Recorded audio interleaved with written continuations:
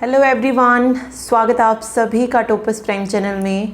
इस वीडियो में आज हम पढ़ेंगे कंप्यूटर साइंस का next topic DBMS database management system जो है कंप्लीट करने वाले हैं। इंपॉर्टेंट पॉइंट्स जो होंगे वो देखेंगे एंड देन उसके बाद क्वेश्चंस डिस्कस करेंगे। ओके, चलिए शुरू करते हैं। देखिए, डाटाबेस या डाटाबेस मैनेजमेंट सिस्टम को समझने से पहले हम सबसे पहले समझते हैं कि डाटा क्या होता है। तो the raw facts are called as data. ठीक है, जो रॉ फैक्ट्स होते हैं, रॉ का मतलब क्या होता है यहाँ पे, the raw indicate that they have not been processed, मतलब जो चीज़ें प्रोसेस नहीं की गई होती है उसको रॉ डाटा बोला गया है। For example 89 is the data. 89 क्या है? सिर्फ एक डाटा, इसको प्रोसेस नहीं किया गया है। ओके, इन्फॉर्मेशन क्या होती है? जब हम डाटा को प्रोसेस्ड कर देते हैं तो वो क्या बन जाती है? इन्फॉर्मेशन। जैसे यहाँ पे बता दिया कि 89 क्या है? मार्क्स है। इससे पहले क्या था? हमें नहीं पता था ना कि 89 क्या है। 89 तो कुछ भी हो सकता है। ठीक है, ये नहीं पता था कि बात किस चीज़ के बारे में हो रही है, तो वो जो डाटा था वो हमारे किसी काम का नहीं था। ठीक, लेकिन जब हम डाटा को प्रोसेस्ड कर देते हैं तो वो क्या बन जाती है? इन्फॉर्मेशन बन जाती है, मीन्स यूजफुल हो जाती है। ओके, तो अब हमें यहाँ पे पता है कि जो 89 है वो क्या है? मार्क्स हैं, तो then it become information. Okay, यहीं से एक और टर्म आती है knowledge. Knowledge refers to the practical use of information. Knowledge क्या होगी? जब हम उस इंफॉर्मेशन को काम में लेके आएंगे उसको हम नॉलेज बोलेंगे। ठीक है, knowledge necessarily involve a personal experience. ठीक, देखिए, डाटा इंफॉर्मेशन प्रोसेसिंग क्या है? The process of converting the data into meaningful information is called as data information processing. तो डाटा से प्रोसेस्ड होकर क्या बना? इंफॉर्मेशन बना, और जब इंफॉर्मेशन से प्रोसेस्ड हो गई तो हमें क्या बन गई? मिल गई, नॉलेज मिल गई। ठीक है, यानी कि जब हम इंफॉर्मेशन को यूज करते हैं तो वो क्या बन जाती है? नॉलेज बन जाती है। Okay, in business processing knowledge is more useful to make decision for any organisation.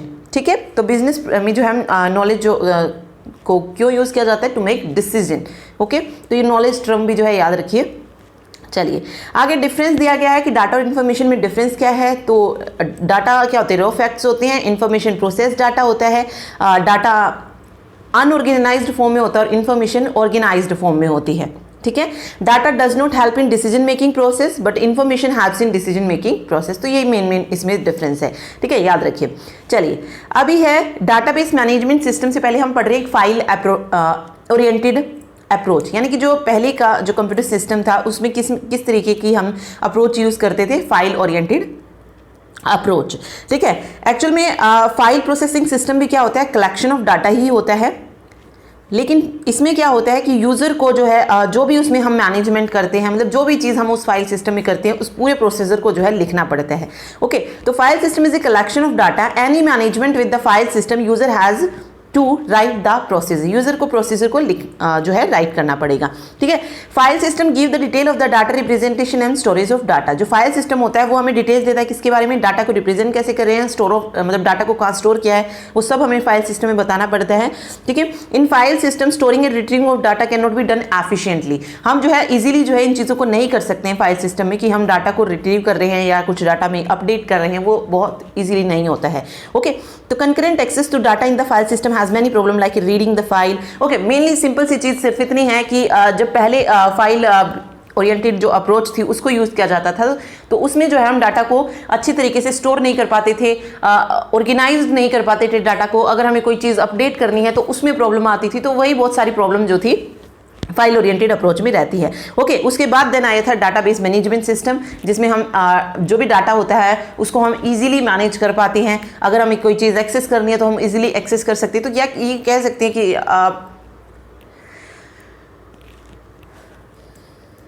कि DBMS से जो है डाटाबेस को मैनेज करना इजी है। ओके, तो बस ये इसमें बताया गया है और कुछ नहीं है। ठीक है, देखिए, protect A file under file system is very difficult. File system के अंदर एक प्रोटेक्ट को फाइल करना भी क्या होता है? डिफिकल्ट होता है। ओके, चलिए, फिर हायरार्की ऑफ डाटा दिया गया है। Data stored in computer system can be view in following manner, कि डाटा को जो हम लॉजिकली किस उसमें ऑर्गेनाइज करते हैं? बिट्स, देन फील्ड, फिर रिकॉर्ड, फिर फाइल, फिर डाटाबेस आता है। ओके, मतलब छोटे से बड़े की तरफ हम जा रहे हैं। सबसे पहले हम बिट्स कैरेक्टर्स की बात करें तो बिट क्या होती है? बिल्कुल स्मॉल यूनिट होती है डाटा को रिप्रेजेंट करने की। तो बिट में वैल्यू 0 भी हो सकती है, 1 भी हो सकती है। ओके, फील्ड कैसे बनेगा? जब हम बिट्स को एक साथ करेंगे या ग्रुपिंग ऑफ कैरेक्टर्स से जो है हमारी फील्ड बनती है। A data field represent an attribute. Field किसको रिप्रेजेंट करता है? एट्रीब्यूट को, एक कैरेक्टरिस्टिक्स और क्वालिटी ऑफ सम एंटिटी। ठीक है, तो फील्ड क्या हो जाएगा? Consist of grouping of characters या एट्रीब्यूट कह सकते हैं आप। रिकॉर्ड क्या हो जाएगा, रिकॉर्ड में कलेक्शन ऑफ एट्रीब्यूट आ जाएगा, कलेक्शन ऑफ एट्रीब्यूट आ जाएगा that describe a real world entity. Okay, then file है तो रिलेटेड रिकॉर्ड से क्या बन जाएगी, हमारी फाइल बन जाएगी। ठीक, उसके बाद आता है डाटाबेस। डाटाबेस क्या है, to find out what database we have to start from data. Okay, ये सारी चीज़ें वही अगेन फिर से दी गई हैं। डाटा वही फैक्ट्स फिगर हो गया, record collection of related data item हो गया, file A group of related records हो गया। ठीक है, तो डाटाबेस क्या हो गया, collection of interrelated data और डाटा फाइल्स। तो हम यहाँ पर देखिए कहाँ तक पहुँच गए थे, फाइल्स तक पहुँच गए थे। ठीक है, रिकॉर्ड से क्या बन गई, फाइल बन गई। अब बहुत सारी फाइल्स हैं, उससे हमारा क्या बनेगा, डाटा बनेगा। तो इंटर रिलेटेड जो फाइल्स होती हैं, एक दूसरे से जो रिलेटेड फाइल्स होती हैं, उससे क्या बन जाएगा, अब डाटाबेस बन जाएगा। अब हमारे पास डाटाबेस बन चुका है, उसको मैनेज करने के लिए जो सिस्टम यूज किया जाता है उसको हम क्या बोलेंगे, मैनेजमेंट सिस्टम बोलेंगे। तो ये management system is set of rules and procedure which help us to create, organize and manipulate the database. ठीक है, जहाँ पे हम डाटाबेस को क्रिएट कर सकते हैं, ऑर्गेनाइज कर सकते हैं, उसमें कुछ मैनिपुलेशन करना है, लाइक अपडेट करना है, डिलीट करना है, जो भी है वो सब चीज़ें जो हम इसमें कर सकते हैं। It also help us to add, modify and delete data item in the database. ठीक है, तो ये मैनेजमेंट सिस्टम होता है। तो ये सिंपल सी चीज़ें थी, आप सबको वैसे भी पता होगी, पहले भी हम बहुत सारी चीज़ें पढ़ चुके हैं। ओके, तो DBMS is a collection of interrelated data and a set of program to access those data. ठीक, चलिए आगे एग्जाम्पल दिया गया है कि डाटाबेस मैनेजमेंट सिस्टम क्या है। तो there are number of DBMS which is currently in use in commercial DBMS। देखिए, ओरेकल का जो यूज़ किया जा रहा है 8i, 9i, 10g, IBM का DB2, यूनिवर्सल सर्वर, माइक्रोसॉफ्ट का एक्सेस हो गया, SQL सर्वर हो गया, साइबेस है, एडेप्टिव सर्वर है, इन्फोमिक्स का डायनामिक सर्वर है। ओके, तो ये सब जो है DBMS के जो भी प्रोडक्ट वगैरह हैं वो दिए गए हैं। Okay, along with commercial DBMS one of the widely used open source DBMS is, कौन सा है, MySQL। ओपन सोर्स DBMS कौन सा जो सबसे ज़्यादा यूज़ किया जाता है वो है MySQL। ठीक है, फिर आगे DBMS आर्किटेक्चर दिया गया है। DBMS का 3 लेवल आर्किटेक्चर होता है, 3 लेयर आर्किटेक्चर कह लीजिए। 3 लेवल जो है इसमें होते हैं। सबसे ऊपर वाला जो लेवल होता है, व्यू लेवल भी जिसको हम बोलते हैं, ये होता है एक्सटर्नल लेवल। ओके, इसमें यूजर होता है and user 1 and user 2 and user n। बीच वाला जो लेवल होता है उसको हम कंसेप्चुअल लेवल बोलते हैं, और जो बिल्कुल सबसे नीचे होता है उसको हम इंटरनल लेवल बोलते हैं। ठीक है, इस इंटरनल लेवल को फिजिकल लेवल के नाम से भी जानते हैं और कंसेप्चुअल को लॉजिकल लेवल के नाम से। तो ये भी कई बार पूछ लिया जाता है, तो पता होना चाहिए इंटरनल लेवल को फिजिकल लेवल बोला जाता है, फिजिकल स्कीमा है, क्योंकि यहाँ पे कंसेप्चुअल लेवल को लॉजिकल लेवल बोलेंगे। ठीक, चलिए इनमें अब जो जो चीज़ें पूछी जाती है वो देखते हैं। सबसे पहले हम बिल्कुल जो सबसे नीचे होता है फिजिकल लेवल या इंटरनल लेवल, ये डिनोट करता है how the data is stored in the database, कि डाटा जो है वो किस तरीके से स्टोर होगा डाटाबेस में। It is the lowest level of abstraction. ठीक है, फिर आता है कंसेप्चुअल और logical level. Conceptual abstraction is the next higher level of abstraction. This level represent what stored data and their relationship in a database. It is the job of database manager. Okay, तो ये उससे next high level abstraction होता है जिसमें represent किया जाता है कि कौन सा डाटा है जो स्टोर हुआ है। ओके, इसमें क्या था, हाउ द डाटा स्टोर, कि हम डाटा को कैसे जो है स्टोर करेंगे डाटाबेस में। कंसेप्चुअल में क्या होगा कि कौन सा मतलब क्या डाटाबेस जो है स्टोर हुआ है। ओके, देन आता है external or view level. Most of the database users do not use the complete database. It means that partial data is used by them. This external level is used for this purpose. It is the highest level of abstraction. तो ये question आता है कई बार, highest level of abstraction कौन सा है, तो external level और view level। ठीक है, what is needed by user or on what part of data the user is working. Only that part of the database is visible to that user. मतलब user को जिस part की जरूरत होती है वो किस में दिखाई देगा, एक्सटर्नल लेवल में। In this way there can be many views of one database. तो 3 डाटाबेस है, एक है कि किस तरीके से जो है हमें डाटा को स्टोर करना है, और कंसेप्चुअल में बताता है कि क्या डाटा जो है स्टोर हुआ है, और व्यू लेवल पे जो है हम ये हायर लेवल एब्स्ट्रैक्शन होता है, इसमें यूजर को जिस पार्ट की जरूरत होती है वो उस चीज को देख सकता है। ओके, फिर आते हैं डाटाबेस यूजर। अलग अलग तरीके के डाटाबेस यूजर होते हैं, लाइक एप्लीकेशन प्रोग्रामर है, सोफिस्टिकेटेड यूजर है, एंड यूजर है, डाटाबेस एडमिनिस्ट्रेटर है। अब इनका काम क्या होता है, देखिए तो देखिए डाटाबेस यूज़र की हम बात करें तो सबसे पहले हम समझते हैं कि डाटाबेस यूज़र होते क्या हैं। ओके, DBMS पर जो काम करते हैं, DBMS पर जो काम करते हैं वो सारे के सारे पर्सन क्या होते हैं, DBMS यूज़र होते हैं।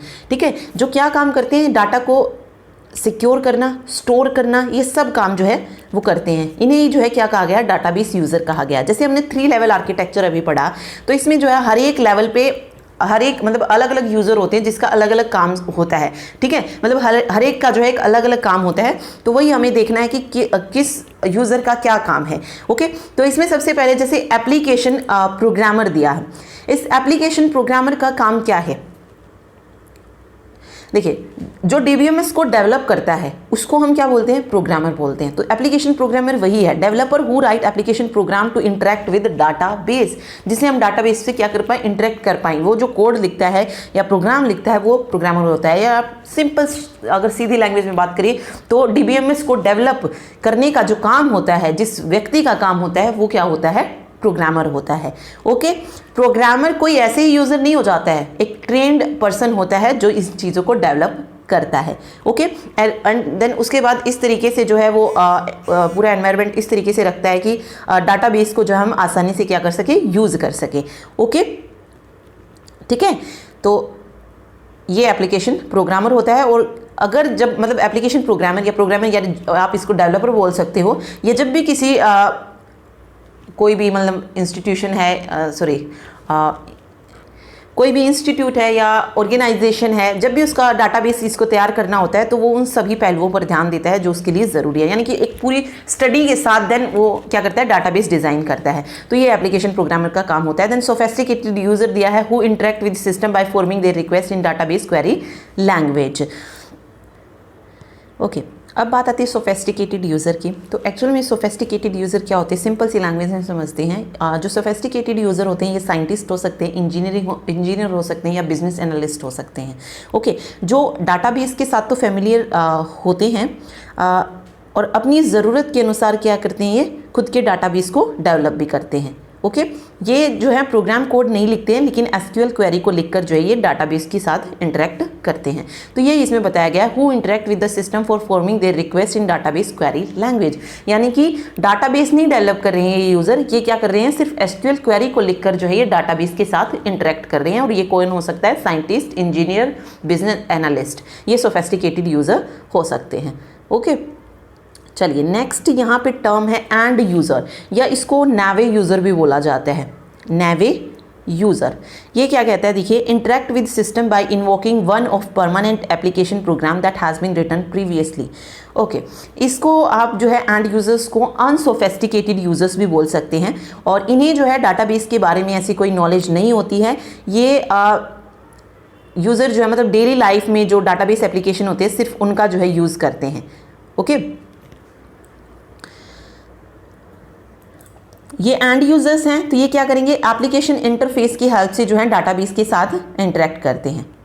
ठीक, इनको जो है डाटाबेस किस तरीके से डिज़ाइन किया जाता है, कैसे उसको एक्सेस मैकेनिज्म क्या है, वर्किंग क्या है, ये सब इन्हें नहीं पता था। मतलब ये सारी नॉलेज जो है डाटाबेस के बारे में इन्हें नहीं होती है। देखिए, फर्स्ट हमने पढ़ा जो डेवलप करता है डाटाबेस को, ओके, मतलब या DBMS को डेवलप करता है वो हो जाएगा एप्लीकेशन प्रोग्राम। फिर सोफिस्टिकेटेड यूजर पढ़ा कि जो डाटाबेस को डेवलप तो कर सकते हैं, पता है उन्हें, लेकिन वो अपनी जो भी उनको प्रॉब्लम आती है वो किसके थ्रू कर रहे हैं? SQL क्वेरी के थ्रू जो है डाटाबेस से इंटरेक्ट कर रहे हैं। और एंड यूजर्स को इतनी कोई नॉलेज नहीं होती है कि किस तरीके से उसको डेवलप किया जाता है, कैसे इंटरेक्ट किया जाता है, ये सारी चीज़ें उन्हें नहीं पता होती है। वो सिर्फ एप्लीकेशन इंटरफेस की हेल्प से जो है डाटाबेस के साथ क्या करते हैं?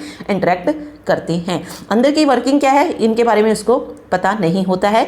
जैसे एक एग्जांपल अगर हम एंड यूज़र का ले तो वो है रेलवे के टिकट को बुक जो करते हैं ना यूज़र्स, वो कौन से होते हैं? नावे यूज़र्स होते हैं। वो किसी इंटरफेस के थ्रू ही वो जो है डाटाबेस से इंटरेक्ट कर रहे हैं ना, ठीक है। अब वो डाटाबेस किस तरीके से डेवलप हुआ है ये जानकारी यूज़र को नहीं होती है, यानी कि जो टिकट बुक कर रहा है उसको ये कोई जानकारी नहीं होती है। ओके, तो ये नावे यूज़र हो जाते हैं, ठीक है।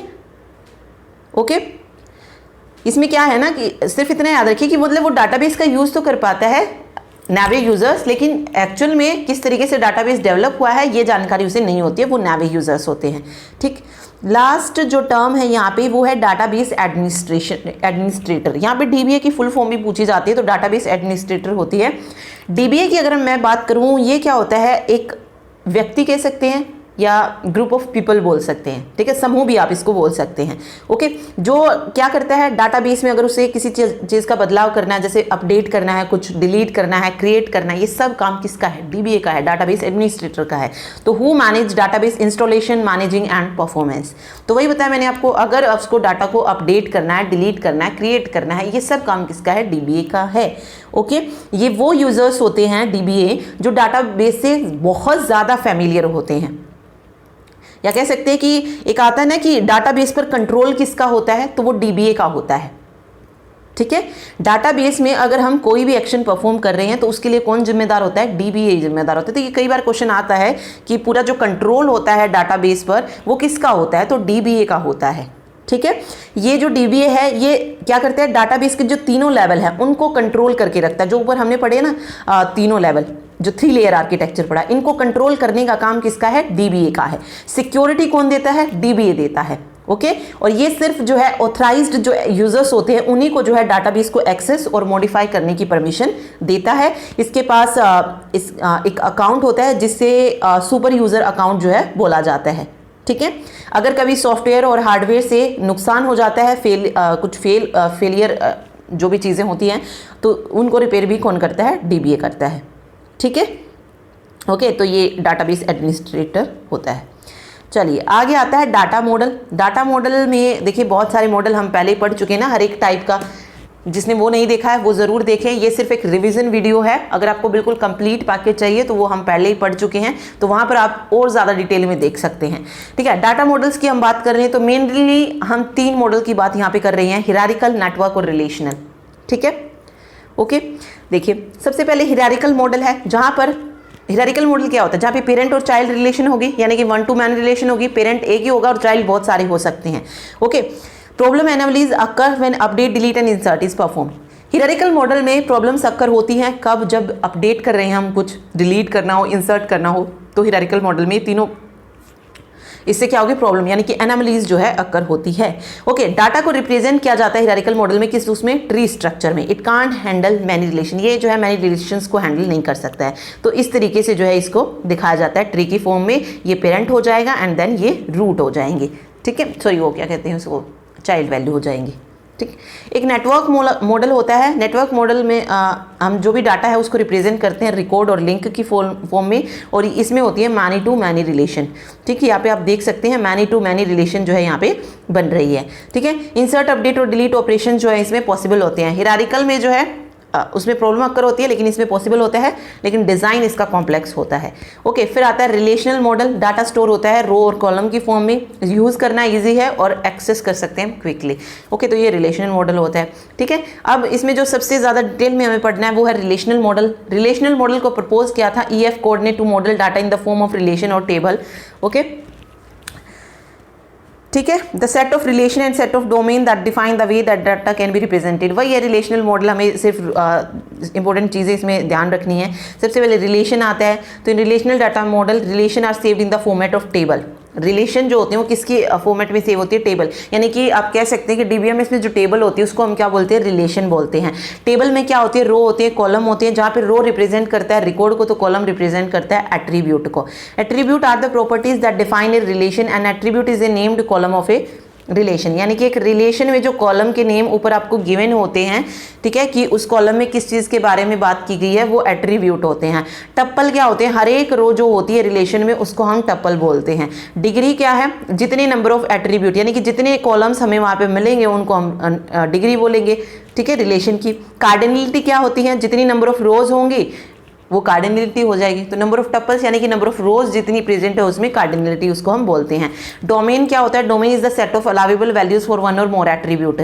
ठीक है, डोमेन क्या हो जाएगा? एक एट्रीब्यूट या एक कॉलम में जितनी भी पॉसिबल वैल्यूज होंगी वो क्या होंगी? डोमेन होंगी। आगे है रिलेशनल इंस्टांस और रिलेशनल स्कीमा। रिलेशनल इंस्टांस क्या होता है? The set of tuple of a relation at a particular instance of time is called as relational instance. It can change whenever there is insertion, deletion और updation in the database. तो relation instance क्या होती है? Simple सी language में बताती हूँ मैं आपको कि डाटाबेस में जो हम इंफॉर्मेशन स्टोर करते हैं एक टाइम पर, उसको डाटाबेस का इंस्टेंस बोला जाता है। ओके, उसको क्या बोलते हैं? डाटाबेस का इंस्टेंस। तो यही इसने कहा कि जब हम उसको चेंज कर देंगे, जैसे मैंने कुछ इंसर्ट किया, डिलीट किया, अपडेट किया, तो वो क्या हो जाएगा? चेंज हो जाएगा वो इंस्टेंस। ओके, तो एक टाइम पर जो इंफॉर्मेशन स्टोर की गई है उसको हम क्या बोलेंगे? डाटाबेस का इंस्टेंस बोलते हैं। ठीक, तो डाटाबेस में स्टोर की गई इंफॉर्मेशन, लेकिन एक समय पर जो इंफॉर्मेशन स्टोर की गई है वो डाटाबेस का इंस्टेंस हो जाएगी। फिर स्कीमा आती है, तो जो स्कीमा डाटाबेस का जो ओवरऑल डिज़ाइन होता है उसको हम डाटाबेस स्कीमा बोलते हैं। ठीक है, देखिए relation schema represent name of the relation with its attribute, तो वही हो गया ना, पूरा जो ओवरऑल डिज़ाइन हो गया उसको ये शो कर रहा है। ठीक है, okay, if A schema has more than one relation, अगर स्कीमा में मोर देन वन रिलेशन है तो इसको हम क्या बोलते हैं? रिलेशनल स्कीमा बोलते हैं। चलिए, इसमें आगे दिखाया गया है, जैसे ये आप देख रहे हैं ना, roll number, name, city, phone, age, ये क्या है? हमारे एट्रीब्यूट हैं। इसको क्या बोलते हैं? एट्रीब्यूट, या आप इसको फील्ड भी बोल सकते हैं। क्या बोल सकते हैं? फील्ड बोल सकते हैं। टप्पल्स आप देखेंगे, ये क्या है हमारी? इसको आप रिकॉर्ड बोल सकते हैं। Record, number of rows are called tuple और रिकॉर्ड। ओके, अब इसमें पूछा जाए आपसे कि डिग्री क्या है और कार्डिनलिटी क्या है। कार्डिनलिटी क्या हो गया?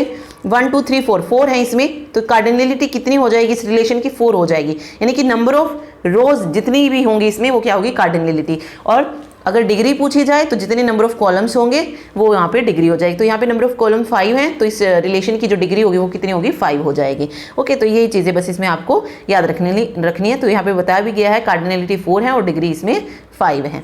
ठीक है, चलिए आगे आता है कंस्ट्रेंट।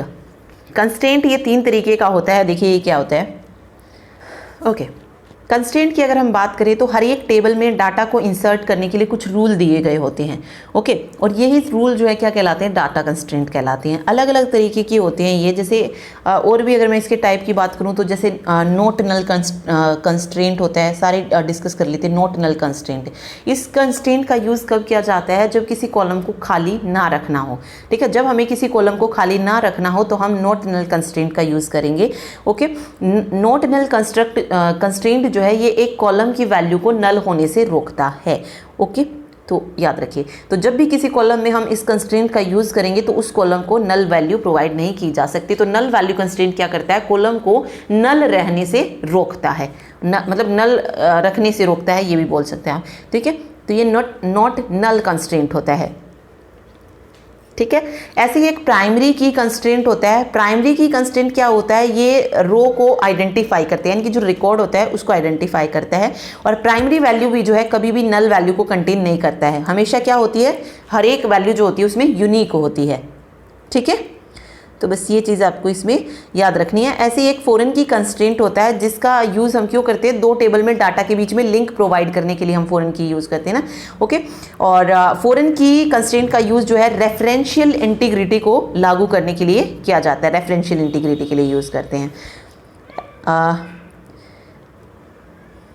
की कंस्ट्रेंट मैंने आपको बता ही दिया ना। There must be at least one minimal subset of attribute in the relation which can be identify a tuple uniquely. This minimal subset of attribute is called key for that relation. ठीक है, okay, no two couples can have identical value for key attribute. इसी तरीके से इसमें होता है एक domain constraint और होता है रेफरेंशियल इंटीग्रिटी कांस्टेंट होता है। ये और देखिए, तो सबसे पहले जैसे हम डोमेन कंस्ट्रेंट पढ़ रहे हैं, डोमेन कंस्ट्रेंट क्या होता है? एक एट्रीब्यूट के लिए जो वैलिड सेट ऑफ वैल्यूज़ होती है उसकी डेफिनेशन देता है। फॉर एग्जांपल, सिंपल सा एग्जांपल अगर मैं लूँ तो मान लीजिए मैंने लिखा एज, एज में मैं लिख रही हूँ 17, 24, 21 एंड देन मैंने लिख दिया ए। क्या यहाँ पर एज में ये वैल्यू अलाउड है? नहीं है, क्योंकि यहाँ पर जो है सिर्फ इंटीजर ही आ सकता है, कोई कैरेक्टर तो नहीं आ सकता ना। ठीक है, क्या आ सकता है? सिर्फ इंटीजर वैल्यू ही जो है एज ले सकता है। तो ये एक पर्टिकुलर वैल्यूज़ का सेट होता है, या कह लीजिए कि वैलिड सेट ऑफ वैल्यूज़ की जो डेफिनेशन है या वैलिड सेट ऑफ वैल्यूज़ को जो डिफाइन करने का काम किसका है? डोमेन कंस्ट्रेंट का है। तो ये डोमेन कंस्ट्रेंट होता है। ठीक है, ओके, आगे यहाँ पे दिया गया है रेफरेंशियल इंटीग्रिटी कांस्टेंट। ये क्या होता है? रेफरेंशियल इंटीग्रिटी कांस्टेंट जो है ये फॉरेन की, जो मैंने आपको पहले ही बता दिया, फॉरेन की वाला, फॉरेन की कंस्टेंट जो मैं बता रही थी आपको। ओके, ये फॉरेन एक में प्राइमरी की होती है और दूसरे में फॉरेन की का काम करती है, जो मतलब होती नहीं है वो प्राइमरी की, बट एक्ट करती है एज ए प्राइमरी की, तो वहाँ पर वो फॉरेन की होती है। ठीक है, मतलब एक में वो अगर एक टेबल में वो प्राइमरी की है तो दूसरी टेबल में वो क्या होगी, फॉरेन की होगी। तो ये जो काम है ये क्या कहलाती है, रेफरेंशियल इंटीग्रिटी कांस्टेंट कहलाती है। तो ये फॉरेन की कंसेप्ट पर ही वर्क करती है। फॉरेन की इज ए की attribute of relation that can be referred in other relation. ठीक है, तो बस ये चीज़ आपको याद रखनी है। और की कंस्टेंट मैंने पहले ही बता दिया आपको, यूनिक जो हमारी प्राइमरी की होती है उससे रिलेटेड होता है ये। ओके, इसके अलावा एक और बच गया entity integrity constant. Entity integrity constant क्या बताती है कि जो हमारी प्राइमरी की वैल्यू है वो नल नहीं हो सकती है। ठीक है, वो नल नहीं हो सकती है, तो बस ये चीज़ इसमें याद रखनी है। लेकिन इसमें क्या होता है, एक टेबल में जो है जो हमारी जो प्राइमरी की है उसके अलावा एक नल वैल्यू हो सकती है एंटिटी इंटीग्रिटी कांस्टेंट में। ठीक, तो बस ये याद रखना है। आगे डिफरेंट काइंड्स ऑफ की दिया गया है, जैसे कैंडिडेट की, प्राइमरी की, secondary, unique, composite, surrogate, partial, foreign, alternate, super की, ये 10 तरीके की कीज़ होती हैं। देखते हैं, देखिए सबसे पहले सुपर की है। यहाँ से जो इसकी डेफिनेशन है, super keys A set of one और मोर एट्रीब्यूट, यानी कि सुपर की जो है वन एट्रीब्यूट से भी हो सकती है, वन और एक से ज़्यादा एट्रीब्यूट से भी जो है बन सकती है। लेकिन मैंने लिखा आईडी, तो ये भी क्या है, सुपर की है। लेकिन आईडी और नेम को अगर मैं एक साथ मर्ज कर रही हूँ तो वो भी हमारी सुपर की बन के आ रही है। ठीक है, फ़ोन नंबर है तो ये भी क्या है, सुपर की है। तो ये सुपर की क्या होता है, सेट होता है वन और मोर एट्रीब्यूट का, एक और एक से, मतलब एक भी हो सकती है और एक से ज़्यादा भी हो सकती है। तो वन और मोर एट्रीब्यूट का होता है which can uniquely identify a row in a table, जो यूनिकली आइडेंटिफाई करती है रो को टेबल में। ठीक है, तो वही इसमें बताया गया है, सुपर की is a set of attribute that can identify each tuple uniquely in the given relation. Super की में consist of any number of attributes. ठीक है, जैसे यहाँ पे स्टूडेंट रोल नंबर से ये लिए गए थे एक रिलेशन में, तो यहाँ पे जो है सुपर की यहाँ से किस तरीके से बन सकती है, जहाँ से हमें क्या मिले, एक यूनिक जो है की का पता चले, जैसे क्लास, सेक्शन और रोल नंबर। ठीक है, यहाँ पे जो है हम यूनिकली आइडेंटिफाई कर सकते हैं ना हर एक स्टूडेंट को क्लास, सेक्शन और रोल नंबर से, क्योंकि ऐसा देखिए क्लास सेक्शन दो बच्चों का सेम हो सकता है लेकिन रोल नंबर तो सेम नहीं होगा उसी क्लास सेक्शन में। ठीक, तो यहाँ से आइडेंटिफाई कर सकते हैं ना हम यूनिकली। फिर class, section, roll number, sex हो गया, नेम और एड्रेस हो गया, तो ये सब क्या हो जाएंगे, सुपर की हो जाएंगे। फिर आते हैं कैंडिडेट की। मिनिमल सुपर की इज कॉल्ड, यानी कि सुपर की में जो हम मिनिमल लेंगे चीज़ वो क्या होगी, हमारी कैंडिडेट की हो जाएगी। तो ये पूछा जाता है कई बार कि मिनिमल की इज कॉल्ड, तो उसको हम कैंडिडेट की बोलते हैं। जैसे यहाँ पे स्टूडेंट हमने लिया, ठीक है, तो इसमें से अगर हम देखेंगे तो मिनिमल की जो बनेगी, मतलब जो मिनिमम यूज़ की जा रही है वो हम जो है कैंडिडेट की लेंगे। ठीक है, इसके लिए जो है आपको ट्रू फॉल्स से रिलेटेड कैंडिडेट की से क्वेश्चन पूछ लिया जाता है, तो ये सारे पॉइंट आपको पता होने चाहिए कि जो वैल्यू होती है कैंडिडेट की वो क्या होगी, हमेशा यूनिक होगी। जो कैंडिडेट की है वो कभी भी नल वैल्यू को नहीं लेगा। It is possible to have multiple candidate keys in, मतलब एक रिलेशन में जो है एक से ज़्यादा कैंडिडेट की हो सकती है, मल्टीपल कैंडिडेट जो है की हो सकती है, पॉसिबल है। Those attribute which appear in some candidate keys are called as prime attribute, मतलब जो भी एट्रीब्यूट कैंडिडेट की होंगे, मतलब मान लीजिए 5 एट्रीब्यूट है, मैं उनमें से कह रही हूँ कि 2 जो है मेरे पास कैंडिडेट की है, ए और बी, तो ये जो ए बी होंगे इसको हम क्या बोलेंगे, प्राइम एट्रीब्यूट बोलेंगे। और जो कैंडिडेट की नहीं होंगे उनको क्या बोलेंगे, नॉन प्राइम एट्रीब्यूट बोलेंगे। ठीक है, तो ये चीज़ इसमें बताई गई है। आगे प्राइमरी की आता है। Primary key is a candidate की that the database design select while design the database. Okay, तो प्राइमरी की यहाँ से ये 5 पॉइंट आपको क्यों पता होनी चाहिए, क्योंकि ट्रू फॉल्स से रिलेटेड क्वेश्चन पूछ सकता है। जो वैल्यू होती है प्राइमरी की वो कभी भी नल नहीं होती, ये हम पहले ही पढ़ चुके हैं। ओके, हमेशा यूनिक होती है, ये भी सही है। वैल्यू ऑफ प्राइमरी की कैन नेवर बी चेंज, हम जो है प्राइमरी की वैल्यू को कभी चेंज नहीं कर सकते, यानी कि no updation is possible. Value of primary key must be assigned when inserting a record. Value जो होती है प्राइमरी की को उसको हम असाइन करते हैं जब भी हम रिकॉर्ड को इंसर्ट करते हैं। A relation is allowed to have only one primary key, और एक रिलेशन में सिर्फ एक ही प्राइमरी की जो है अलाउ होती है। 5 पॉइंट इंपॉर्टेंट है, ट्रू फॉल्स वाले क्वेश्चन यहाँ से आ सकते हैं। ठीक है, अल्टरनेट क्या होता है, unimplemented candidate keys are called as alternate key. Okay, देखिए एक चीज याद रखिए, सुपर की हो गया हमारा बहुत, मतलब कितनी भी एट्रीब्यूट से लेकर हम सुपर की बना सकते हैं, वन और मोर एट्रीब्यूट। फिर उन वन और मोर एट्रीब्यूट में से यूनिकली जो आइडेंटिफाई करेगा उसमें से हम कैंडिडेट की निकालेंगे। कैंडिडेट की हमें पता है मल्टीपल कीज हो सकती हैं। ठीक है, कैंडिडेट की में एक से ज्यादा हो सकती है, लाइक मान लीजिए ए और बी है। ठीक है, ये 2 कैंडिडेट की हैं, तो इस कैंडिडेट की में से हम क्या चूज करते हैं, प्राइमरी की को चूज करते हैं। प्राइमरी की ए और बी में से जो हमने यूज कर ली वो क्या होगी, प्राइमरी की। तो ये क्या कह रहा है कि जो अनइम्प्लीमेंटेड कैंडिडेट की बचेगी उसको हम क्या बोलेंगे, अल्टरनेट की बोलेंगे। ठीक है, तो ये चीज याद रखिए।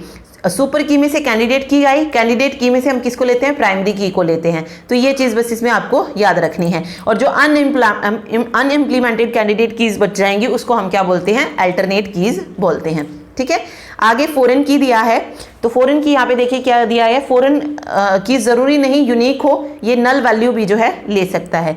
Okay, an attribute X is called as a foreign key to some other attribute Y when its values are dependent on the value of attribute Y, कि एक्स को हम फॉरेन की कह रहे हैं, कुछ अदर एट्रीब्यूट है वाई उसका, क्यों, क्योंकि जो इसकी वैल्यू है वो डिपेंड करती है एट्रीब्यूट वाई पे। Here the relation in which attribute Y is present is called as the referenced relation. यहाँ पे जो वाई जिस रिलेशन पर बेस्ड है, ओके, कह रहा है कि the relation in which attribute Y is present, मतलब वो रिलेशन जहां जिसमें वाई प्रेजेंट है उसको हम क्या बोलेंगे, रेफरेंस्ड रिलेशन बोलेंगे। और the relation in which attribute X is present उसको हम रेफरेंसिंग रिलेशन बोलेंगे। तो ये दोनों पॉइंट इंपॉर्टेंट है। The attribute Y might be present in the same table और इन सम अदर टेबल। ठीक है, तो फॉरेन की क्या होता है, सिंपल सी लैंग्वेज में बात करूं तो फॉरेन की जो है उस टेबल का कॉलम होता है जिस टेबल का यूज किसी और टेबल की प्राइमरी की को पॉइंट करने के लिए किया जाता है। ठीक है, उसको हम फॉरेन की बोलते हैं। अगर एक एग्जाम्पल से लें तो देखिए, हर एक कंपनी में हमें पता है कि हर एक कर्मचारी, मतलब हर कर्मचारी जो है अलग अलग विभागों में काम करता है। ठीक है, तो हम यहाँ पर दो तरीके की टेबल बना सकते हैं, एक है एम्प्लॉय टेबल और दूसरी बना सकते हैं डिपार्टमेंट, क्योंकि एम्प्लॉय जो है वो अलग अलग डिपार्टमेंट में काम करते हैं। ठीक है, तो एम्प्लॉय में जैसे मैंने लिखी एम्प्लॉय आईडी लिखी, एम्प्लॉय नेम लिखा, ठीक, पासपोर्ट नंबर लिखा, उसका लाइसेंस नंबर और डिपार्टमेंट की आईडी, कि उसकी डिपार्टमेंट आईडी ये है कि ये जो एम्प्लॉय है ये इस डिपार्टमेंट में काम करता है। ठीक है, फिर डिपार्टमेंट में मैंने लिख लिया डिपार्टमेंट की आईडी और डिपार्टमेंट का नेम, डिपार्टमेंट की आईडी और डिपार्टमेंट का नेम। तो यहाँ पे अगर आप देखेंगे अब आप देखिए, इसमें एक एम्प्लॉय है, दूसरा डिपार्टमेंट है। अब हमें पता है कि हर एक जो एम्प्लॉय होता है वो अलग अलग डिपार्टमेंट में, यानी कि कोई भी पर्टिकुलर जो भी डिपार्टमेंट है उसमें काम करता है। इसमें इट मीन्स क्या हो गया कि एम्प्लॉय और डिपार्टमेंट दो अलग अलग एंटिटीज होगी। तो हमने क्या किया, एक एम्प्लॉय टेबल बनाई, दूसरी डिपार्टमेंट टेबल बनाई। अब हम ऐसा तो नहीं कर सकते ना कि डिपार्टमेंट की जो जानकारी है वो एम्प्लॉय टेबल में भर दें। ठीक है, ये तो सही नहीं होगा। ठीक है, ये तो सही नहीं होगा ना कि हम जो है अपनी जो डिपार्टमेंट की जो भी जानकारी है कि डिपार्टमेंट का नेम क्या है, उस हर एक नेम की आईडी क्या है, वो जानकारी हम डायरेक्ट एम्प्लॉय टेबल में नहीं डाल सकते ना। एम्प्लॉय टेबल में हम क्या रखेंगे, एम्प्लॉय की जानकारी तो रखेंगे कि एम्प्लॉय का नेम क्या है, एम्प्लॉय की आईडी क्या है, ठीक है, उसका पासपोर्ट नंबर क्या है। तो तब हम क्या करते हैं, तब हम इनको क्या करते हैं, प्राइमरी की के माध्यम से क्या करते हैं, लिंक करते हैं। तो जो एम्प्लॉय टेबल में हमने जो डिपार्टमेंट का जो ये यूज किया है ये क्या हो जाएगा, ये हो जाएगा फॉरेन की। और जो डिपार्टमेंट में यूज किया गया ना डिपार्टमेंट आईडी, वो क्या रहेगी, हमारी प्राइमरी की रहेगी। ठीक है, तो ये होता है फॉरेन की। होप्स आपको समझ आ गई होगी ये चीज़ कि मैं क्या कहना चाह रही हूँ। ठीक है, जैसे इसमें दिखाया गया है डिपार्टमेंट है, डिपार्टमेंट नंबर और डिपार्टमेंट नेम है, और हमने इसको स्टूडेंट, अब देखिए स्टूडेंट टेबल है, स्टूडेंट टेबल में हम डिपार्टमेंट की इन्फॉर्मेशन थोड़ी डालेंगे, हम स्टूडेंट में किसकी इन्फॉर्मेशन रखेंगे, स्टूडेंट की इन्फॉर्मेशन ही तो रखेंगे। ओके, तो हमने क्या किया, इसको इसके द्वारा लिंक करवा दिया है। तो ये हमारी जो एस डिपार्टमेंट ये जो आया स्टूडेंट का डिपार्टमेंट, ये क्या बन जाएगा, फॉरेन की बन जाएगा। ओके, यहां पर as department can take only those value which are present in department number in department table. ठीक है, ओके, तो ये वो जो है सिर्फ वही वैल्यू लेगा जो कि डिपार्टमेंट नंबर में होंगी, डिपार्टमेंट टेबल में जो भी वैल्यूज होंगी सिर्फ उन्हीं को लेगा। तो यहाँ पे ये फॉरेन की हो जाएगी और ये हमारी प्राइमरी की हो जाएगी। ठीक है, तो यही इसमें बताया गया है।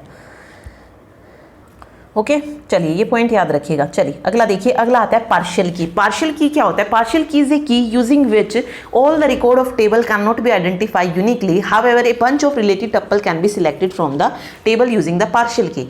ठीक है, मतलब पार्शियल की में ये क्या कह रहा है कि कोई रिलेशन है आप, और उसमें से जो है आप किसी भी मतलब किसी भी एट्रीब्यूट को जो है ये नहीं कह सकते हैं, या ये कह लीजिए कि जो भी आपका पूरा कॉलम है उसको, उसमें आप जो है प्राइमरी की जो है आइडेंटिफाई ही नहीं कर पा रही हैं। मतलब जिस टेबल में आप प्राइमरी की ना बता पाएं तो वहाँ पे हम जो है प्राइमरी की क्या निकालने के लिए क्या करेंगे, a bunch of related tuples, यानी कि 2-3 टपल्स को इकट्ठा करके ये बताएंगे कि ये क्या है, हमारी प्राइमरी की है। तो वो हो जाती है पार्शियल की।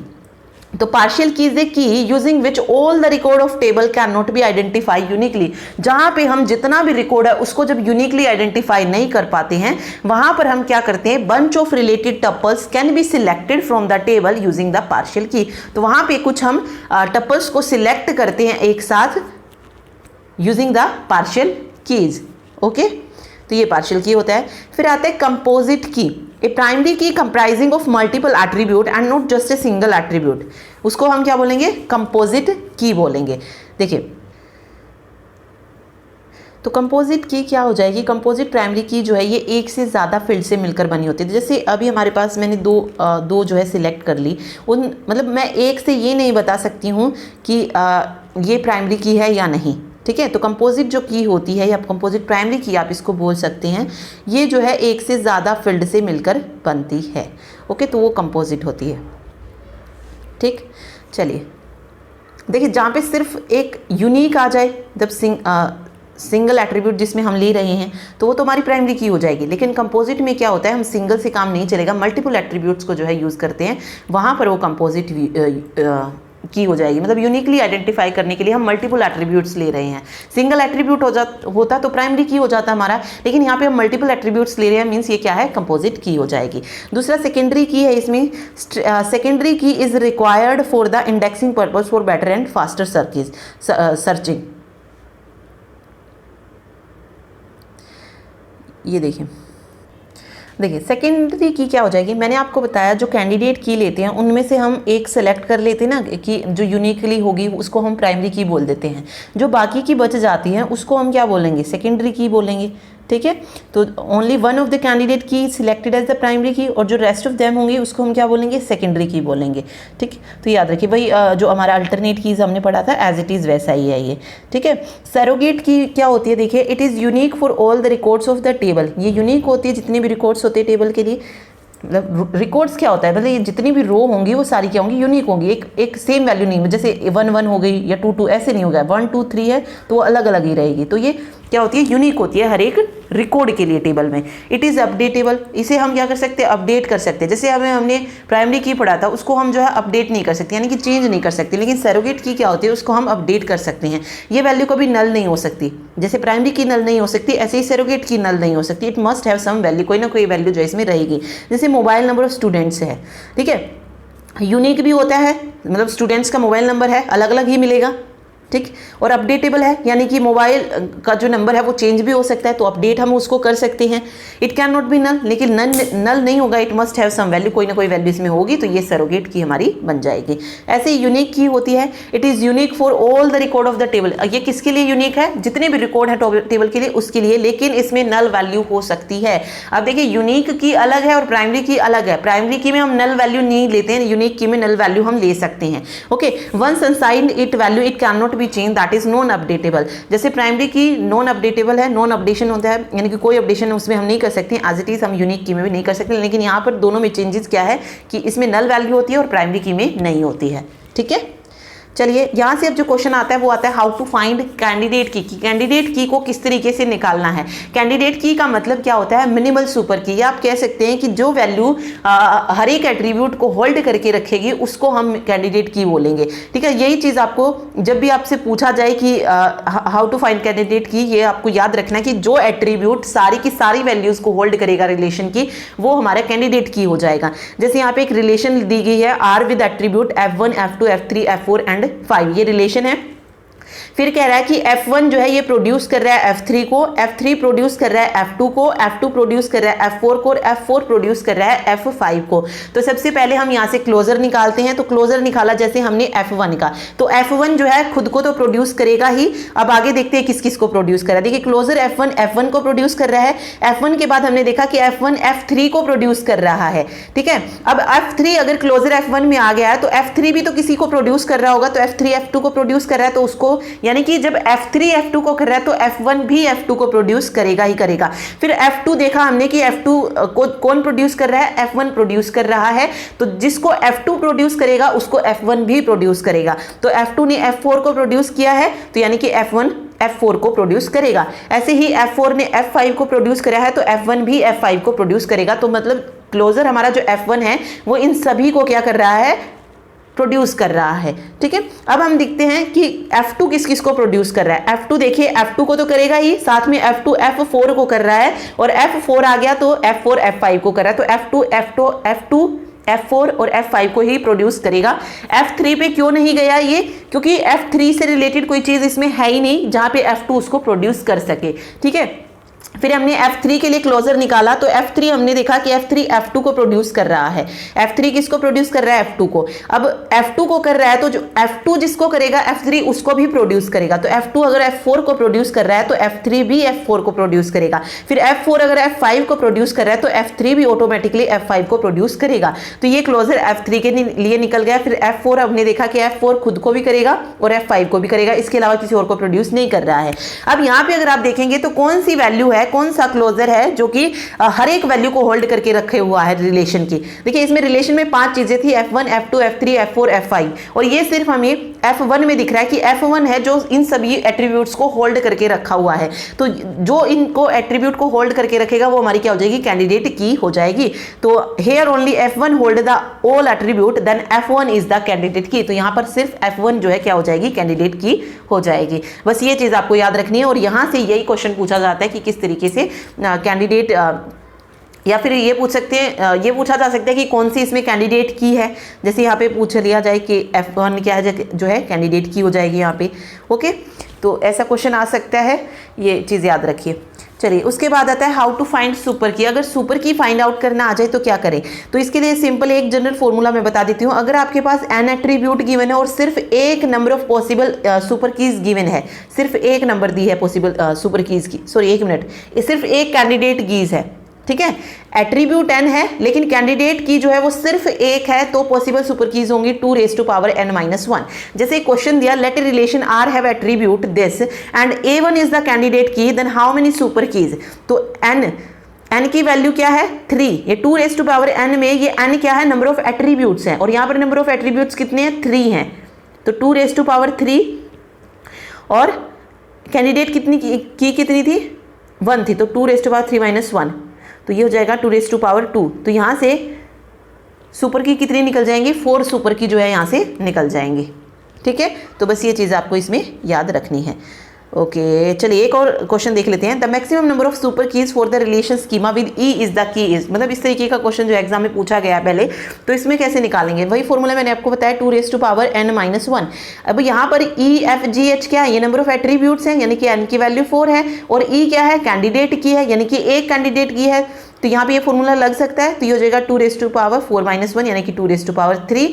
तो यहाँ पर maximum number of super keys कितनी हो सकती हैं? 8 हो सकती हैं। ठीक है, 8 सुपर कीज जो है यहाँ से राइट आंसर निकल जाएगा। तो ये आपको निकालना है। ओके, लेकिन ये फॉर्मूला तब अप्लाई नहीं होगा जब यहाँ पर नंबर ऑफ कीज जो है वो ज़्यादा दे दी जाए, तो वो बड़ा मेथड होता है, वो हमारे एग्जाम में भी ना पूछा जाए। ठीक है, वो गेट लेवल के जो क्वेश्चंस होते हैं ना, उसमें ज़्यादातर वो क्वेश्चंस दिए जाते हैं जिसमें जो कैंडिडेट की होती हैं वो एक से ज़्यादा 2, 3, 4 उस तरीके से दी जाती हैं। लेकिन ये मत कर देना कि अगर कैंडिडेट की 3 आ गए हैं तो आप डायरेक्ट यहाँ पर 3 कर दें। ठीक है, ये मत करना। ठीक, तो बस ये चीज़ इसमें याद रखिए। आगे आता है ई आर डायग्राम। ई डायग्राम में को हम 3 चीज़ों में डिवाइड करते हैं, एंटिटी सेट, एट्रीब्यूट और रिलेशनशिप सेट। अब एंटिटी सेट की अगर हम बात करें तो 2 तरीके के एंटिटी सेट होते हैं, एक स्ट्रॉन्ग एंटिटी सेट होता है, दूसरा वीक एंटिटी सेट होता है। स्ट्रॉन्ग एंटिटी सेट का मतलब क्या है कि उसमें प्राइमरी की जो होता है या प्राइम एट्रीब्यूट जो होता है वो अवेलेबल होता है, वीक एंटिटी सेट में नहीं होता है। ठीक है, ये चीज़ बस इसमें याद रखनी है। स्ट्रॉन्ग को हम इस तरीके से दिखाते हैं, रेक्टेंगल से शो, इसको हम डबल रेक्टेंगल से शो करते हैं। फिर रिलेशनशिप सेट की बात करते हैं, इसी तरीके से 2 तरीके का रिलेशनशिप सेट होता है। स्ट्रॉन्ग हो तो इस तरीके से होगा, और वीक रिलेशनशिप सेट होगा तो 2 डायमंड जो है आपको दिखाई देंगे। ओके, फिर बात आती है एट्रीब्यूट की। तो एट्रीब्यूट अलग अलग तरीके के होते हैं। अगर सिंपल इस तरीके से दिया गया तो वो एट्रीब्यूट हो जाएगा। अगर 2 एलिप्स इस तरह गिवन है तो ये मल्टी वैल्यूड एट्रीब्यूट होगा। अगर एक से और एट्रीब्यूट जो है निकल रहे हैं तो उसको हम कंपोजिट एट्रीब्यूट बोलेंगे। जैसे नेम का होता है ना, नेम में first name, last name, middle name. ठीक है, एक ही एट्रीब्यूट से जो है और वैल्यूज जो है आ रही हैं तो वहाँ पर कंपोजिट एट्रीब्यूट हो जाएगा ये। ठीक है, अगर एट्रीब्यूट में कोई की ले रहे हैं हम, ठीक है, एक उसको हम क्या बोलेंगे? की एट्रीब्यूट। ठीक है। और जब एट्रीब्यूट के नीचे इस तरीके से डॉटेड लाइन दिखाई देगी तो वो पार्शियल एट्रीब्यूट हो जाएगा। ये की एट्रीब्यूट होगा और ये पार्शियल एट्रीब्यूट होगा, ओके। और जब डॉटेड एलिप्स होगा तो वो डिराइव्ड एट्रीब्यूट का साइन होगा। तो यहाँ से पर्टिकुलर साइन की भी पूछी जा सकती है कि इसको किस तरीके से रिप्रेजेंट किया जाता है, कि एट्रीब्यूट को कैसे रिप्रेजेंट करते हैं, कंपोजिट एट्रीब्यूट कौन सा होता है, मल्टी वैल्यूड एट्रीब्यूट क्या होता है। तो एक बार ना मैं इनका बता देती हूँ आपको कि कंपोजिट कौन सा होता है और मल्टी वैल्यूड कौन सा होता है। ओके, देखिए एट्रीब्यूट को बताने से पहले मैं एंटिटी से शुरू करती हूँ कि एंटिटी क्या होती है। एंटिटी कोई भी ऑब्जेक्ट होता है जिसकी भी कोई फिजिकल एग्जिस्टेंस हो, ठीक है, वो क्या होगा एंटिटी। जैसे कोई भी पर्टिकुलर पर्सन हो गया, कार हो गया, हाउस हो गया या एम्प्लॉय हो गए, वो क्या है एंटिटी है, ठीक है। वो क्या है एंटिटी बोल लीजिए, एंटिटी टाइप बोल लीजिए, एंटिटी सेट आप उसको बोल सकते हैं, ठीक है, ओके। तो वो क्या हो जाएगी एंटिटी हो जाएगी। तो एंटिटी सेट में जैसे मान लीजिए मैंने स्टूडेंट लिए, स्टूडेंट मेरे पास 3 हैं, तो वो सारे पूरा क्या कहलाएगा मेरा एंटिटी सेट कहलाएगा। अगर मैं किसी पर्टिकुलर एक स्टूडेंट की बात कर रही हूँ तो वो मेरी क्या हो जाएगी एंटिटी हो जाएगी। एक कार है मेरे पास तो वो मेरे पास एंटिटी है। मैं बहुत सारी कारों की बात कर रही हूँ तो वो एंटिटी सेट हो जाएगा कि मेरे पास ये कार है, वो कार है, ठीक। तो वो एंटिटी सेट बन जाएगा, ठीक। तो फिर रिलेशनशिप जो है हम एंटिटी और एट्रीब्यूट के बीच में या किस तरीके से इसकी रिलेशन होती है उसको दिखाने के लिए हम करते हैं। यहाँ पे अब आते हैं एट्रीब्यूट की बात करते हैं, ओके। एट्रीब्यूट क्या होती है, एट्रीब्यूट प्रॉपर्टीज होती हैं जो डिफाइन करती हैं एंटिटी टाइप को। जैसे स्टूडेंट का मैंने लिया, स्टूडेंट का क्या हो सकता है, रोल नंबर हो सकता है, उन स्टूडेंट का नेम हो सकता है, डेट ऑफ बर्थ हो सकती है, एज हो सकती है, एड्रेस हो सकती है, मोबाइल नंबर हो सकती है, सब क्या है ये सब एट्रीब्यूट है, ठीक है। तो roll number, name, date of birth ये सब क्या हो जाएंगे एट्रीब्यूट हो जाएंगे। सबसे पहले जैसे हम की एट्रीब्यूट की बात कर रहे हैं, जो एट्रीब्यूट यूनिकली आइडेंटिफाई करेगा उसको हम की एट्रीब्यूट बोलेंगे। तो जिसके नीचे आपको ये मिलेगा, ये मान लीजिएगा कि वो की एट्रीब्यूट है, वो उसको यूनिकली आइडेंटिफाई जो है कर रहा है, ठीक है। अब यूनिकली आइडेंटिफाई, मान लीजिए एक स्टूडेंट है, स्टूडेंट मैं रिलेशन ले रही हूँ, इसमें क्या जो है यूनिक होगा, नेम यूनिक होगा नहीं हो सकता, नेम तो किसी के भी 2 सेम हो सकते हैं, ठीक है। क्लास जो है वो सेम हो सकती है, लेकिन रोल नंबर किसी नेम उसमें ये तो यूनिक हो जाएगा ना। तो रोल नंबर हमारी क्या हो जाएगी की एट्रीब्यूट हो जाएगा क्योंकि वो यूनिकली आइडेंटिफाई कर रहा है उसको, ठीक है। ऐसे ही आता है कि यहाँ पे एट्रीब्यूट तो हम पढ़ ही चुके हैं, composite attribute, okay. Composite attribute का मतलब क्या होता है, कंपाउंड या compounding composed of many other attributes, मतलब एक ऐसा एट्रीब्यूट जो अदर एट्रीब्यूट से बना है, ओके।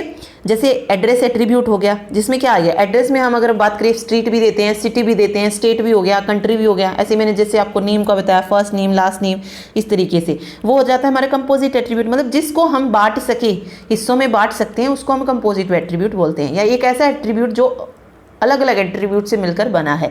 अब मल्टी वैल्यूड एट्रीब्यूट क्या होता है, मतलब जिस एट्रीब्यूट की वैल्यू मोर देन 1 हो, जिस एट्रीब्यूट की वैल्यू मोर देन 1 हो। किसकी एट्रीब्यूट, मतलब किस एट्रीब्यूट की वैल्यू मोर देन 1 हो सकती है? क्या रोल नंबर 1 से ज़्यादा हो सकता है? नहीं हो सकता। क्या नेम 1 से ज़्यादा हो सकते हैं? नहीं, ठीक है। वो तो क्या हो जाएगा, नेम तो अलग अलग होता है ना, फर्स्ट नेम लास्ट नेम, होता तो एक ही नाम है ना, उसी की बात हो रही है। लेकिन एक एट्रीब्यूट की मल्टीपल वैल्यू किस में हो सकती है, फ़ोन नंबर में हो सकती है ना। हो सकता है कि एक बंदे के पास 2 फ़ोन नंबर हो, पॉसिबल है, और आजकल तो होते ही सबके पास 2 फ़ोन नंबर्स है, ओके। तो वो क्या हो जाएगा, मल्टी वैल्यूड एट्रीब्यूट हो जाएगा,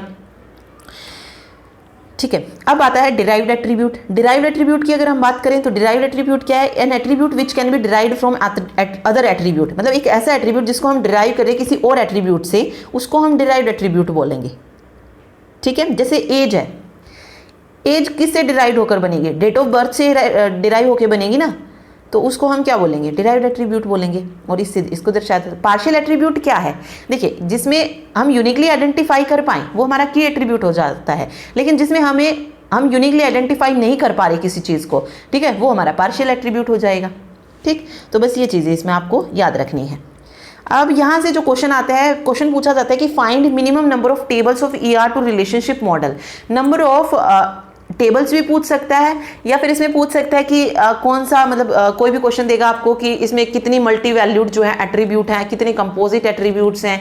तो इस तरीके के क्वेश्चन जो है ER मॉडल से पूछे जाते हैं। तो जैसे स्पेशली हमने वो वाली क्वेश्चन तो कर ली थी कि कौन सा कंपोजिट है, वो निकालना तो हमने सीख लिया था इससे पहले वाली वीडियो में, ठीक है, मतलब जो हमने 148 लेक्चर्स जो किए हैं उसमें देखा था। लेकिन ये अगर क्वेश्चन पूछा जाए कि मिनिमम नंबर ऑफ टेबल पूछी जाए ER रिलेशनशिप मॉडल के लिए, तो वो किस तरीके से निकालते हैं वो हम जो है सीखेंगे। ओके, एक रिलेशनशिप मॉडल दिया गया है, इसमें जो है कितनी टेबल बन सकती हैं अलग अलग वो बताना था। तो इसमें 3 टेबल जो है बन सकती हैं। ये 3 टेबल हमें किस तरीके से देखनी होती है, देखिए सबसे पहले अगर आप देखेंगे ये स्ट्रॉन्ग एंटिटी है, ये स्ट्रॉन्ग एंटिटी है, और ये कैसा है, वीक एंटिटी सेट है। ओके, देखिए एक टेबल जो यहाँ पे ये जो दिखाती है ना, ये टोटल उसको दिखाती है, टोटल वाली रिलेशन को क्या कह सकते हैं आप, टोटल डिपेंडेंसी।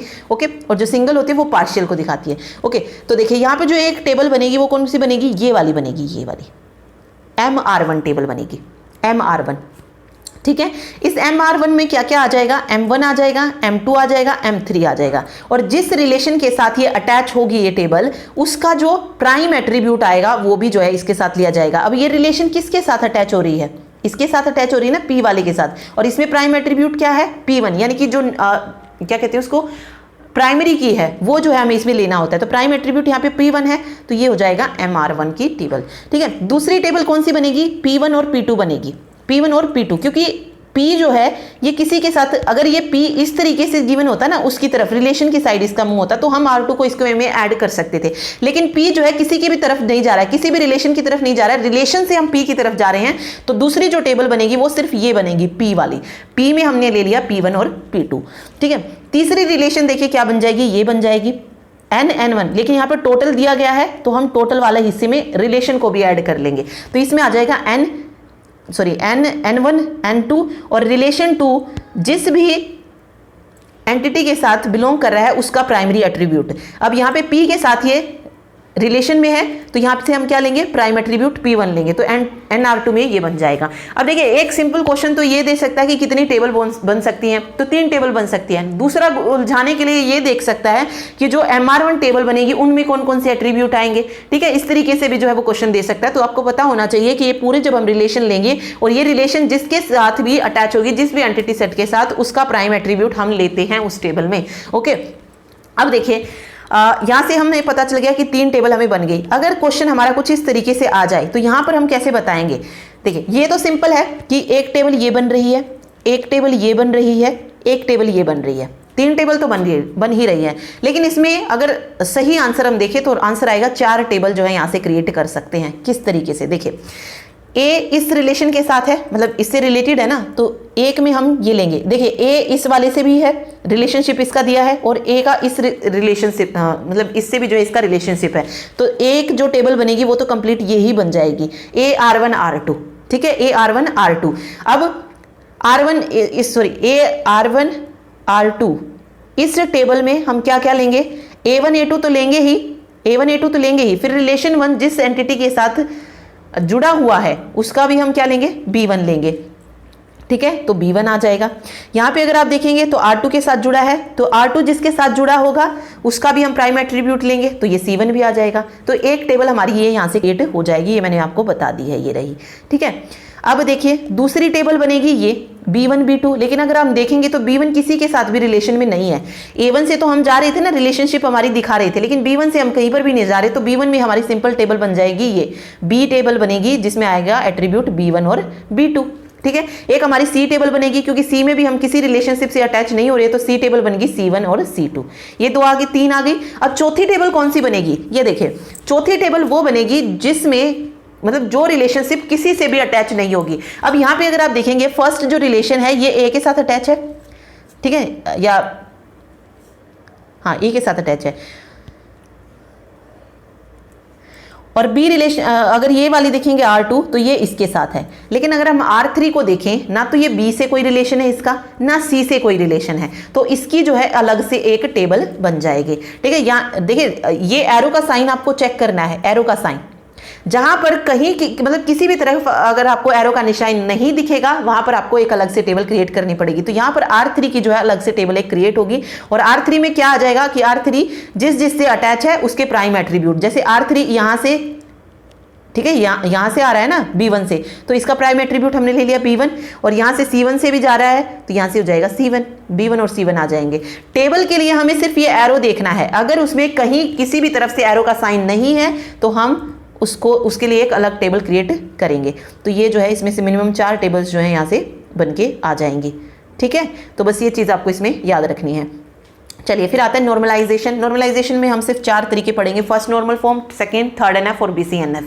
फर्स्ट एनएफ जो होता है इसमें कोई भी कंपोजिट वैल्यू नहीं होती है, same kind and unique entries होती हैं, no two rows are identical, दो जो रोज होती हैं वो सेम नहीं होती हैं। तो ये फर्स्ट एनएफ के लिए सारी कंडीशन आप याद रखिए। 2NF क्या होती है, कोई भी पार्शियल डिपेंडेंसी नहीं होती है, फुली फंक्शनल डिपेंडेंसी होती है इसमें। ठीक है, 3NF में क्या होता है कि कोई भी नॉन प्राइम एट्रीब्यूट जो है किसी नॉन प्राइम एट्रीब्यूट को प्रोड्यूस नहीं करना चाहिए। कोई भी नॉन प्राइम एट्रीब्यूट जो है प्राइम एट्रीब्यूट को प्रोड्यूस कर सकता है लेकिन नॉन प्राइम को ही नहीं करना चाहिए। ठीक है, तो ये कंडीशन नहीं बननी चाहिए। BCNF में क्या है, हर एक फंक्शनल डिपेंडेंसी के लिए अगर x प्रोड्यूस कर रहा है y को तो x कैसा होना चाहिए, सुपर की होना चाहिए, तभी वो BCNF में बनेगा। और हमें ये भी पता है कि जो हमारा सेकंड नॉर्मल फॉर्म होगी वो हमेशा फर्स्ट नॉर्मल फॉर्म में होगी, जो हमारी थर्ड नॉर्मल फॉर्म होगी वो सेकंड नॉर्मल फॉर्म में होगी, जो BCNF होगी वो हमेशा third normal form, second normal form और फर्स्ट नॉर्मल फॉर्म में बनेगी ही बनेगी। ठीक है, और हर एक रिलेशन जो होती है डाटाबेस में वो किस में होती है, फर्स्ट नॉर्मल फॉर्म में होती ही होती है। चलिए ये कुछ इंपॉर्टेंट पॉइंट्स है जो आपको याद रखनी है। 3NF और BCNF में 1 कैंडिडेट की होती है। ओके, ट्रांजिटिव डिपेंडेंसी किस में होती है, 3NF में होती है, और नो ट्रांजिटिव डिपेंडेंसी किस में होती है, BCNF में होती है। ट्रांजिटिव 3NF में, नो ट्रांजिटिव BCNF में। लॉसलेस डिकम्पोजिशन और नो लॉसी, दोनों का मतलब एक ही है, लॉसलेस और नो लॉसी। ठीक है, जिसमें कोई लॉस ना हो, तो ये किस में होता है, 2NF, 3NF और BCNF। ये डायरेक्ट यहां से क्वेश्चन पूछ लिए जाते हैं कि लॉसलेस डिकम्पोजिशन कौन सा है या नो लॉसी डिकम्पोजिशन कौन सी नॉर्मलाइजेशन फॉर्म है।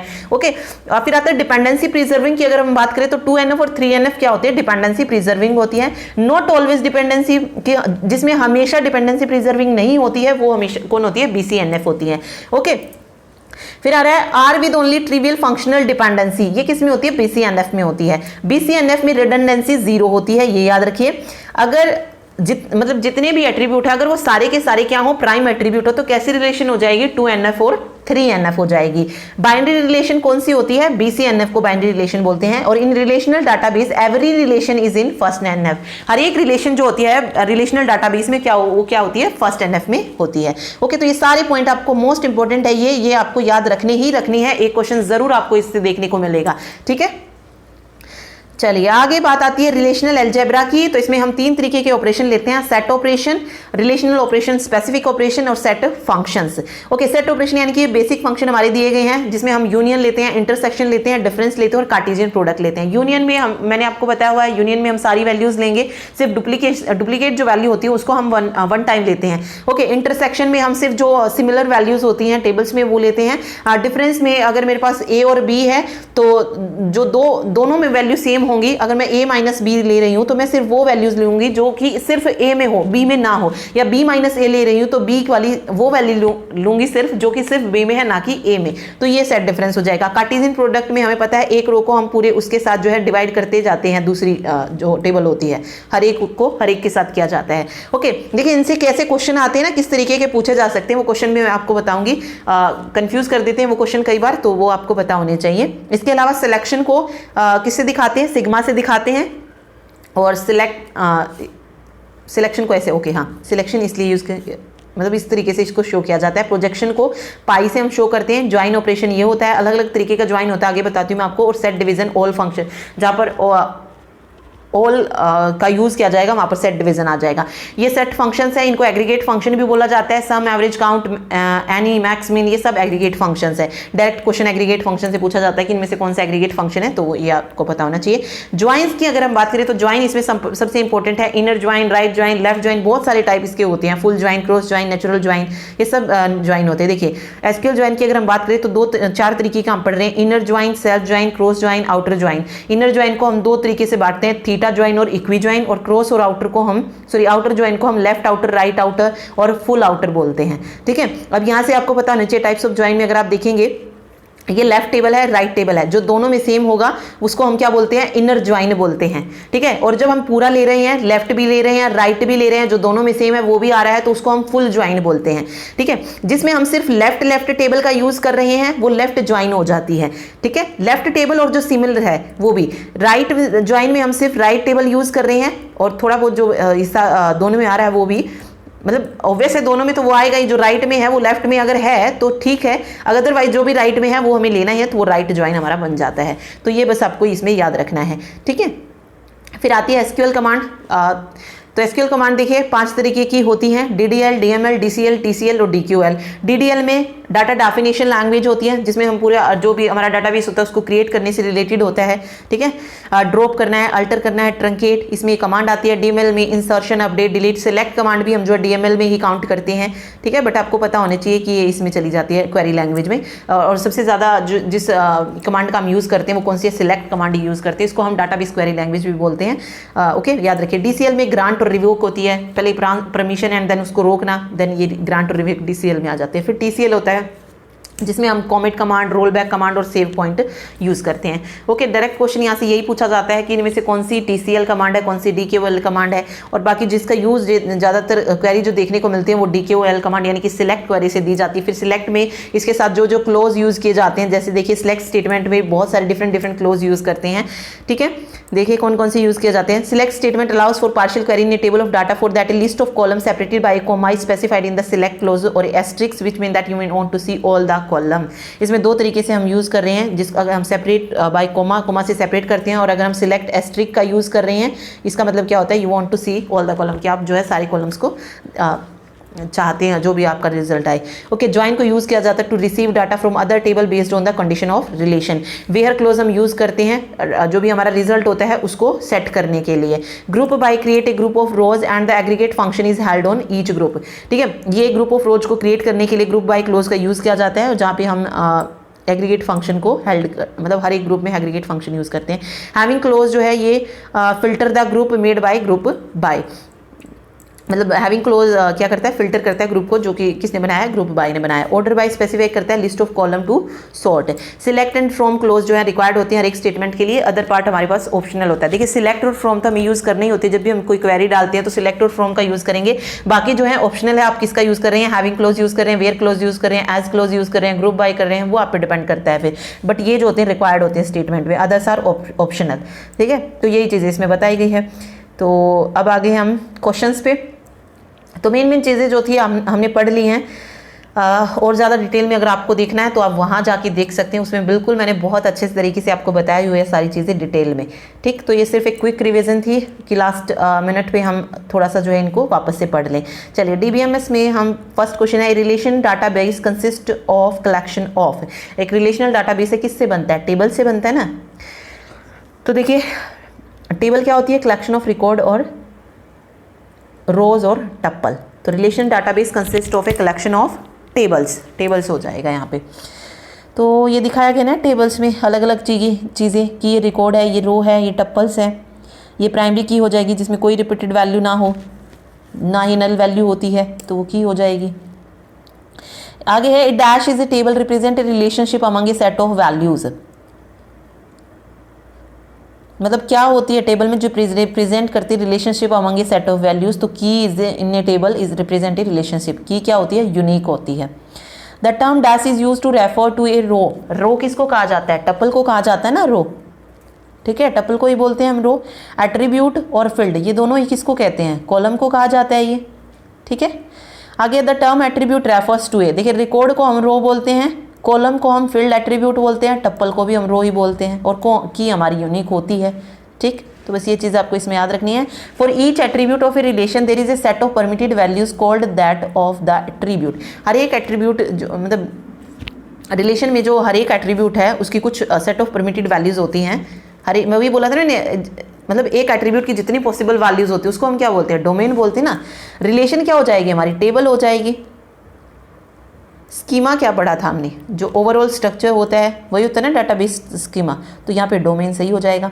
Database dash which is the logical design of the database and the database which is the snapshot of the data in the database at a given instant in time. Okay, जो logical design होता है उसको तो हम बोलते हैं schema, और जो स्नैपशॉट होता है डाटा का डाटाबेस में एट गिवन इंस्टेंट। देखिए गिवन इंस्टेंट आ गया, मतलब एक टाइम पे जो चीज़ हम स्टोर कर रहे हैं वो हमारी क्या बन रही थी, इंस्टांस बन रही थी ना। तो इंस्टांस डाटाबेस का चेंज हो सकता है, यही मैंने आपको बताया था कि इंस्टांस को हम चेंज कर सकते हैं लेकिन स्कीमा चेंज नहीं कर सकते हैं, ठीक। तो ये क्वेश्चन आ सकता है, इंपॉर्टेंट क्वेश्चन है। चलिए आगे देखिए, एक कोर्स दिया है जिसमें कोर्स आईडी है, सेक्शन आईडी है, सेमेस्टर है। Here the course ID, section ID and semester are dash and course is this. Relation attribute, attribute relation, tuple relation और टप्पल एट्रीब्यूट। ओके, यहाँ पे हमें बताना है कि course ID, section ID and semesters are, ये क्या है, देखिए कोर्स की अगर मैं बात करूं तो कोर्स हमारी रिलेशन गिवन है, तो कोर्स तो रिलेशन हो जाएगी, और ये कोर्स के अंदर जो चीजें दी गई हैं वो क्या है, उसके एट्रीब्यूट है, जिसको हम कोई टेबल जब क्रिएट करते हैं तो कोर्स, मान लीजिए मैंने कोई रिलेशन ली तो मैं क्या लिखती हूँ ऊपर एट्रीब्यूट्स में, course ID, section ID, then semester, इस तरीके से लिखती हूँ ना। तो जो ऊपर एट्रीब्यूट्स होते हैं उनको हम क्या बोलते हैं, कॉलम में जो गिवन होता है वही हमारे एट्रीब्यूट्स होते हैं। एक चीज याद रखिए, इसमें जो दिखाया गया कोर्स, कोर्स आईडी, ये क्या है, स्कीमा है। ओके, स्कीमा को हम चेंज नहीं कर सकते हैं। इंस्टांस क्या होगा, इसके अंदर जो डाटा स्टोर होगा ना वो इंस्टांस होगा। अब हम डाटा को तो चेंज कर सकते हैं ना।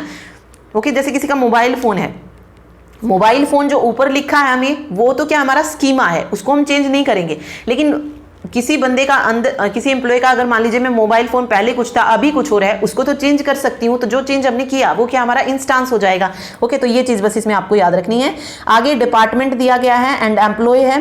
Here the department name attribute appears in both relation. यहाँ पे अगर आप देखेंगे डिपार्टमेंट नेम इसमें भी आ रहा है और डिपार्टमेंट नेम इसमें भी आ रहा है।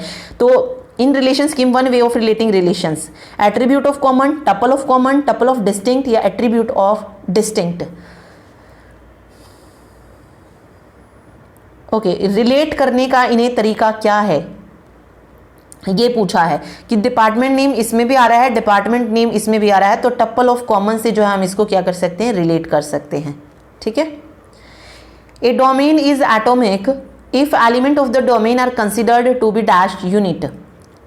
मतलब डोमेन एटॉमिक कब होगा, जब हम एलिमेंट को क्या कंसीडर कर ले, इनडिविजिबल। इनडिविजिबल का मतलब क्या है, जिसको हम डिवाइड नहीं कर सकते। जैसे नेम है, नेम को मैं डिवाइड कर सकती हूँ, तो नेम क्या होगा, इनडिविजिबल नहीं है। तो डोमेन जो है एटॉमिक कब होगा, जब हम एलिमेंट्स जो होंगे डोमेन के, उनको हम क्या कंसीडर कर ले, इनडिविजिबल यूनिट्स, की हम जो है उसको डिवाइड नहीं कर सकते हैं। ठीक है। The type of the relation can be of order. जो टप्पल्स जो होते हैं रिलेशन के, वो किसी भी ऑर्डर में हो सकते हैं। एनी ऑर्डर, सेम, सॉर्टेड और कांस्टेंट तो नहीं होता ना कि कोई भी ऑर्डर फॉलो कर सकता है टप्पल, तो एनी ऑर्डर हो जाएगा। Which is a set of one और more attribute taken collectively to uniquely identify a record. देखिए, सेट ऑफ वन और मोर एट्रीब्यूट, ये एग्जाम में क्वेश्चन आ चुका है पहले, इंपॉर्टेंट है। तो सेट ऑफ वन और more attribute taken collectively to uniquely identify record, तो इसको हम क्या बोलते हैं, सुपर की बोलते हैं। फॉरेन की तो होगा नहीं, ये फॉरेन की तो होगा नहीं ना। कैंडिडेट की क्या होती है, मिनिमल सुपर की होती है, तो ये भी नहीं होगा। तो सुपर की जो है यहाँ पे करेक्ट आंसर हो जाएगा। ठीक, चलिए अगला देखिए। Consider attribute ID, city and name, which one of this can be considered as a super key. मतलब मैंने एट्रीब्यूट लिया आईडी, सिटी एंड नेम, तो कौन सी है जिसको आप कंसीडर करेंगे सुपर की। सिर्फ नेम को लेंगे, नहीं, नेम तो सेम हो सकता है। सिर्फ आईडी को, आईडी भी नहीं ले सकते सिर्फ ना, सिटी को, तो सिटी और आईडी दोनों मिला के लेंगे, क्योंकि सुपर की क्या होती है, वन और मोर एट्रीब्यूट से बनती है ना। तो आईडी और सिटी जो है मैं यहाँ पे लूंगी। ठीक है। द सबसेट ऑफ सुपर की इज ए कैंडिडेट की under what condition. The subset of super की इज ए कैंडिडेट की अंडर व्हाट कंडीशन। तो ये बताना है कि जो सुपर की का सबसेट है वो कैंडिडेट की है कब, जब कंडीशन क्या हो कि no proper subset is a super key, all subset are super key, subset is a super key, या each subset is a super key. तो कब हम उसको कंसीडर करेंगे कैंडिडेट की, जब no proper subset is a super key, जब कोई proper subset super की ना हो। ठीक है।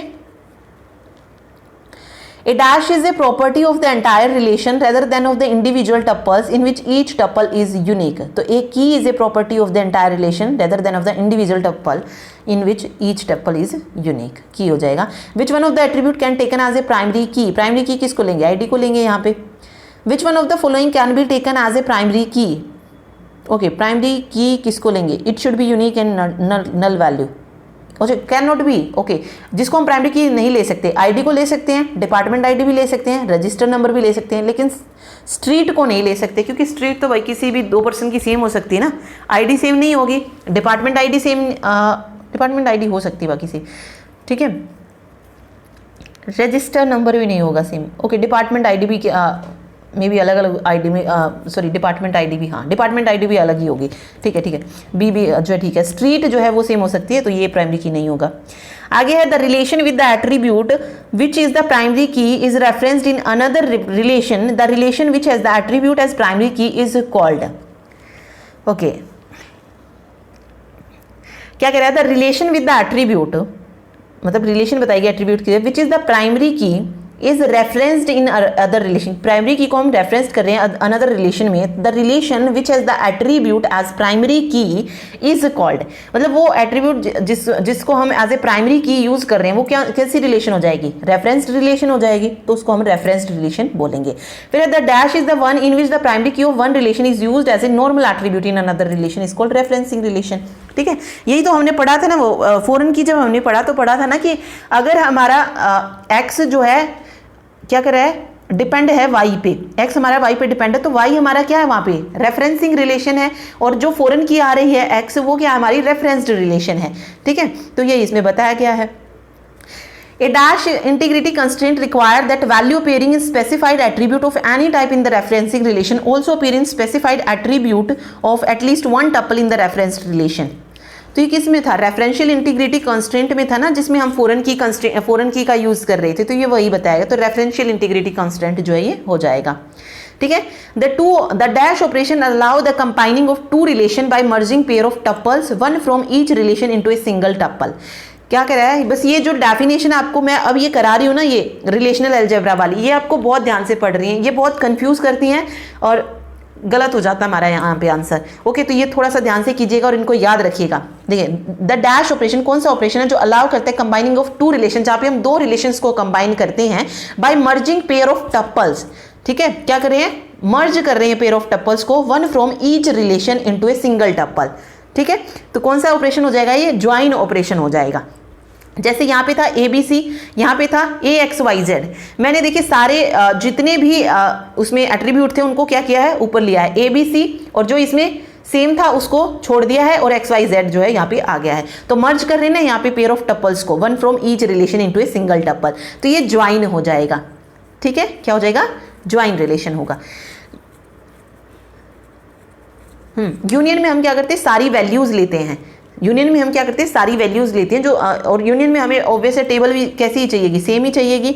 ओके, इसमें अगर आप देखेंगे तो यहाँ पे ABC है, यहाँ पे XYZ है, तो ABC XYZ यहाँ पे इस तरीके से आ जाएगा, तो ये ज्वाइन ऑपरेशन बन जाएगा।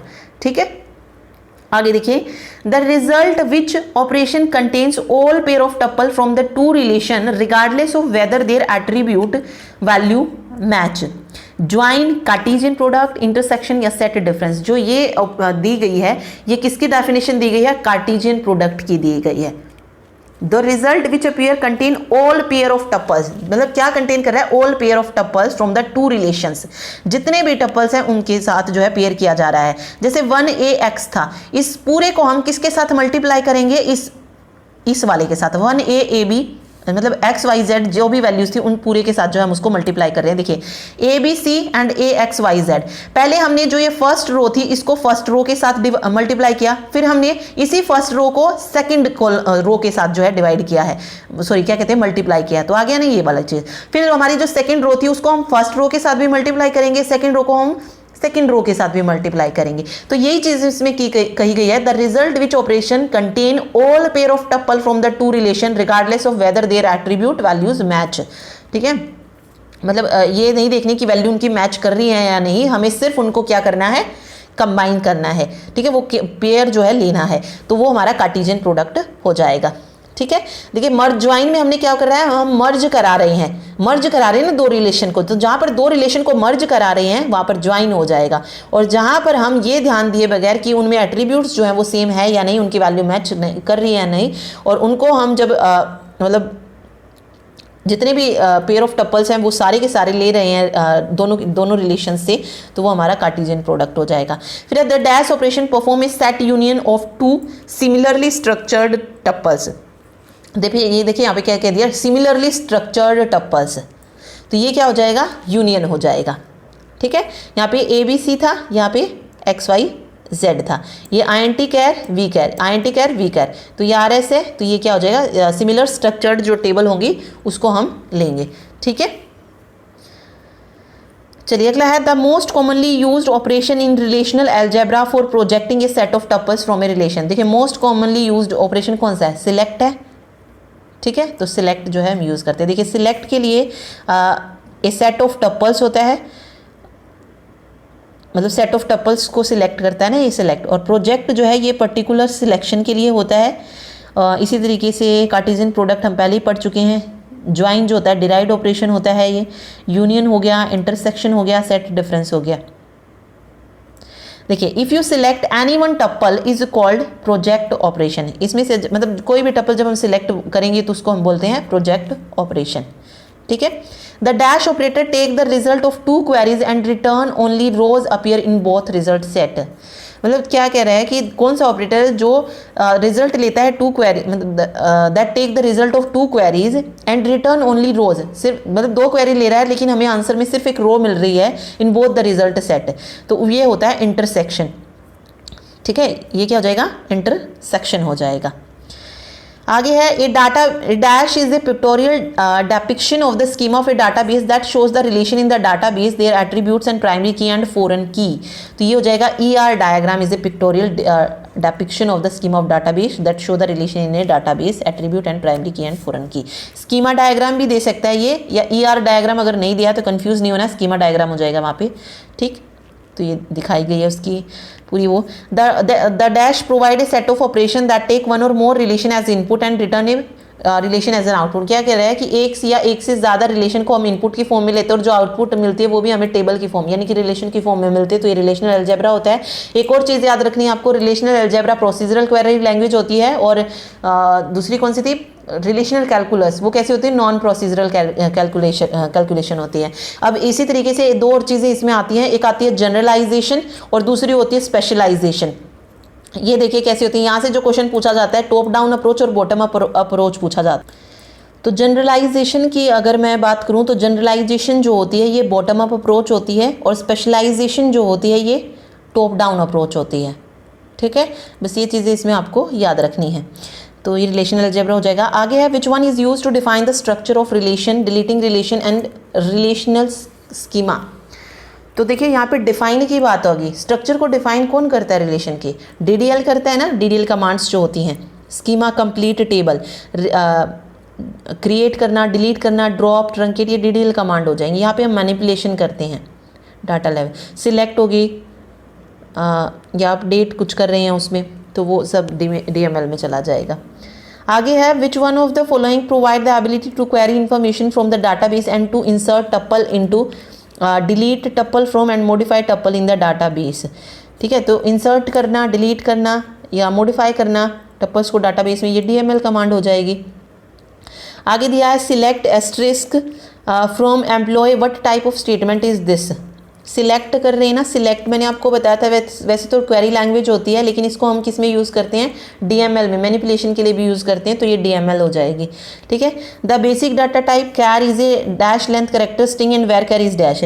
जो बेसिक डाटा टाइप कैर होता है वो फिक्स्ड लेंथ का होता है और वेर कैर जो होता है ये वेरिएबल लेंथ का होता है, ठीक है। वेरिएबल लेंथ यानी कि मतलब उसके अकॉर्डिंग होता है कि हम जितना हमें दिया गया है हम उसके साथ चेंज कर सकते हैं, ठीक है, लेकिन वो फिक्स्ड होता है। आगे है to remove a relation from a SQL database we use the dash command. अगर हम रिमूव करना चाहते हैं रिलेशन को फ्रॉम एन SQL डाटाबेस तो हम किसका यूज़ करेंगे, ड्रॉप टेबल का, ठीक है, क्योंकि यहाँ पर रिमूव हम रिलेशन की बात कर रहे हैं ना, रिलेशन मतलब टेबल को ही रिमूव करने की बात कर रहे हैं, इसीलिए। डिलीट कमांड क्या करेगी, टप्पल बाय टप्पल डिलीट करेगी, यानी कि अगर मैं डिलीट कर रही हूँ तो एक टप्पल को मैं डिलीट कर सकती हूँ डिलीट कमांड का यूज़ करके, ठीक है। रिमूव एक बार में ये जो है ये सारी वैल्यूज़ डिलीट करेगा लेकिन स्कीमा डिलीट नहीं करेगा। रिमूव सारी वैल्यूज़ ज़रूर डिलीट कर देगा लेकिन जो हमारा स्कीमा है, स्कीमा मतलब जो बेसिक डिज़ाइन है उस रिलेशन का उसको नहीं करेगा। लेकिन ड्रॉप टेबल क्या करेगा, वैल्यू ही नहीं टेबल को भी डिलीट कर देता है, ओके। तो ड्रॉप टेबल यहाँ पे सही हो जाएगा। Delete from R relation, this command perform which action, delete from R, तो यह क्या करेगा, डिलीट करेगा रोज को, किसको डिलीट करेगा, सिर्फ रो को डिलीट करेगा। क्या रिमूव करेगा रिलेशन को, रिमूव रिलेशन अभी हमने पढ़ा ड्रॉप टेबल यूज करेंगे।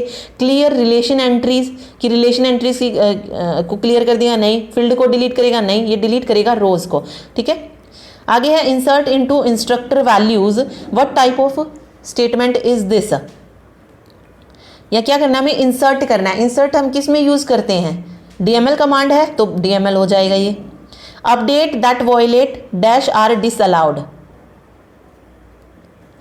तो अपडेट जिसमें डिसअलाउड होती है, जिसमें हम अपडेट नहीं कर सकते हैं, वो है इंटीग्रिटी कंस्ट्रेंट। DDL में किया जा सकता है, ट्रांजैक्शन कंट्रोल ऑथराइजेशन में भी जिसमें डिसअलाउड होती है तो वो हो जाएगी इंटीग्रिटी कंस्ट्रेंट। आगे सिलेक्ट नेम दिया है, instructor name course ID from instructor teachers where instructor ID equal to teacher ID, which keyword must be used here to rename the field name. यहाँ पे सिलेक्ट नेम के बाद मैं किस keyword का यूज़ करूँ, from instructor name, rename, as या join. देखिए इसमें फ्रॉम पहले ही आ चुका है, ठीक है, तो सिलेक्ट करेंगे हम name as instructor name, select name as instructor name, course ID from instructor teachers where instructor ID equal to teachers ID, ठीक है। आगे देखिए select asterisk from employ where department name equal to computer science in the SQL given above there is an error, identify the error. तो error क्या है, computer science. यहाँ पे हम स्ट्रिंग जो है सिंगल कोट के अंदर आएगा, ये जो कंप्यूटर साइंस लिखा हुआ है, ठीक। आगे देखिए select name from instructor where department name equal to physics order by name. अब यहाँ पे अगर आप देखेंगे बाय डिफॉल्ट जो ऑर्डर बाय क्लोज जो होता है, लिस्ट आइटम इज ओके। जब हम ऑर्डर बाय क्लोज यूज़ करते हैं तो यहाँ पे जो लिस्ट आइटम होता है, अगर उसने हमें नहीं दिया कि हमें किस ऑर्डर में चाहिए तो बाय डिफॉल्ट असेंडिंग ऑर्डर में लेता है, ठीक है, ओके। चलिए आगे हम जो है PGT में आए हुए क्वेश्चंस देखते हैं। देखिए क्वेश्चन है, if a relation schema is in 2NF then it is definitely in first NF, BCNF, 3NF या 4NF। क्या कह रहा है कि अगर कोई रिलेशन 2NF में है तो वो डेफिनेटली किस में ज़रूर होगी, वो फर्स्ट NF में होगी ही होगी, ओके। तो फर्स्ट NF जो है यहाँ पे करेक्ट हो जाएगा। अगला है, if AB and C are the candidate key in a relation schema then what are the prime attributes. क्या कहा गया कि AB और C अगर कैंडिडेट की हैं तो प्राइम एट्रीब्यूट कौन से होंगे। तो क्या पढ़ा हमने कि जो भी कैंडिडेट कीज बनती हैं वो सारी की सारी क्या होती हैं, प्राइम एट्रीब्यूट होती हैं, ठीक है। तो AB और C तीनों ही क्या हो जाएंगे, प्राइम एट्रीब्यूट हो जाएंगे। तो AB एंड C ओनली जो है यहाँ पे करेक्ट आंसर हो जाएगा, ठीक है। चलिए अगला देखिए, which of the following keyword is used in Oracle SQL to sort the result set in ascending और डिसेंडिंग ऑर्डर, ठीक है। कहाँ पे हम रिजल्ट को सेट करते हैं, असेंडिंग और डिसेंडिंग ऑर्डर में, तो ये किया जाता है ऑर्डर बाय के द्वारा, ठीक है। तो ऑर्डर बाय यहाँ पे करेक्ट हो जाएगा, ओके। नेक्स्ट मैच करना है, रिलेशनल अलजेब्रा दिया है, कैलकुलस है, जनरलाइजेशन और स्पेशलाइजेशन है। तो अलजेब्रा जो है ये कैसी लैंग्वेज होती है, प्रोसीजरल क्वेरी लैंग्वेज होती है। कैलकुलस होती है नॉन प्रोसीजरल। जनरलाइजेशन जो है ये बॉटम अप अप्रोच होती है, और स्पेशलाइजेशन क्या बताया था मैंने, टॉप डाउन अप्रोच होती है, ओके। तो सेकंड ऑप्शन जो है यहाँ पे इसका सही हो जाएगा, ठीक। चलिए नेक्स्ट देखिए, नेक्स्ट है कमांड दी गई है यहाँ पे, बतानी है कि कौन सी कमांड है। सबसे पहले डिलीट कमांड है, तो डिलीट कमांड की अगर हम बात करें तो कैसी कमांड होती है, डाटा मैनिपुलेशन कमांड होती है। नेक्स्ट है ड्रॉप कमांड, तो ड्रॉप जो होती है ये डाटा डेफिनेशन DDL कमांड होती है। सेव पॉइंट जो है सेव पॉइंट होती है ट्रांजैक्शन कंट्रोल लैंग्वेज, ठीक है। और ग्रांट कैसी हो जाएगी, डाटा कंट्रोल लैंग्वेज हो जाएगी, नहीं सॉरी ग्रांट तो डाटा, एक मिनट, ठीक है, सेव पॉइंट होगी ट्रांजैक्शन कंट्रोल और ग्रांट हो जाएगी डाटा कंट्रोल लैंग्वेज। फोर्थ का R जो है हो जाएगा, थर्ड का S, सेकंड का P और फर्स्ट का Q। तो सेकंड ऑप्शन जो है यहाँ पे सही होगा। अगला है, which of the following is true, every candidate की इज़ ए प्राइमरी की। क्या ऐसा है कि हर एक कैंडिडेट की प्राइमरी की है? तो ऐसा तो नहीं होता है कि जो कैंडिडेट की होती है उनमें से कोई एक ही हम प्राइमरी की लेते हैं ना, तो ये तो फॉल्स हो जाएगा। आगे है, प्राइमरी की इज़ नॉट ए कैंडिडेट की, ये भी गलत है क्योंकि जो प्राइमरी की होती है वो कैंडिडेट की ज़रूर होती है, ठीक, ये भी गलत हो जाएगा। फिर ए रिलेशन में है मोर देन वन फॉरेन की, कि एक रिलेशन में मोर देन वन फॉरेन की जो है हो सकती हैं, तो ये सही हो जाएगा। कैंडिडेट की is maximal set of attribute, तो कैंडिडेट की तो मिनिमल सेट ऑफ एट्रीब्यूट होता है हुज वैल्यूज़ आर यूनिक, तो ये भी गलत हो जाएगा। जो ट्रू होगा वो होगा ए रिलेशन में है मोर देन वन फॉरेन की, ठीक है। मोर देन वन कैंडिडेट की भी हो सकता है, मोर देन वन फॉरेन की भी हो सकता है, ठीक। नेक्स्ट है which of the following is not a valid category of database management system. Object oriented, relational, hierarchical. देखिए मॉडल हमने इसमें अभी अगर इस वीडियो की बात करें तो हमने 3 ही मॉडल पढ़े, रिलेशन, हियरार्किकल और नेटवर्क। इसके अलावा ऑब्जेक्ट ओरिएंटेड भी होता है, फिर AR मॉडल भी होता है, लेकिन सिक्वेंशियल कोई कैटेगरी नहीं होती है डाटाबेस मैनेजमेंट सिस्टम में। तो sequential is not a valid category of database management system. ठीक, चलिए अगला देखिए। Identify the SQL wild card character in Oracle with represent 0, 1 और मल्टीपल कैरेक्टर्स। इनमें से कौन सा मतलब कैरेक्टर है या ऑपरेटर है जो कि रिप्रेजेंट करता है 0, 1 और मल्टीपल कैरेक्टर्स को? तो वो करता है %। ठीक है, %। आगे ये कुछ आर्मस्ट्रॉन्ग एक्सियम्स रूल्स दिए गए हैं जो कि मैंने आपको कराए थे। 6 रूल्स इसमें हमने पढ़े थे। Decomposition, union, pseudo transitive rule, augmentation rule. तो इनमें से बताना है कि कौन सा रूल जो है ये किससे मैच हो रहा है। देखिए सबसे पहले यहाँ पे डीकम्पोजिशन रूल दिया है। डीकम्पोजिशन रूल क्या होता है? डीकम्पोजिशन रूल को प्रोजेक्ट रूल बोला जाता है और ये रिवर्स होता है यूनियन रूल का। ठीक है, यूनियन रूल का होता है। इसमें क्या होता है, अगर if x produce y z then x produce करेगा y को और y प्रोड्यूस करेगा z को। तो इस तरीके का देखिए आप कहाँ पे बन रहा है। यहाँ पे अगर आप फर्स्ट ही देखेंगे तो नहीं, फर्स्ट में नहीं बन रहा है, यहाँ पे तो अलग अलग कर रहे हैं दोनों को। ठीक है, ये भी नहीं होगा।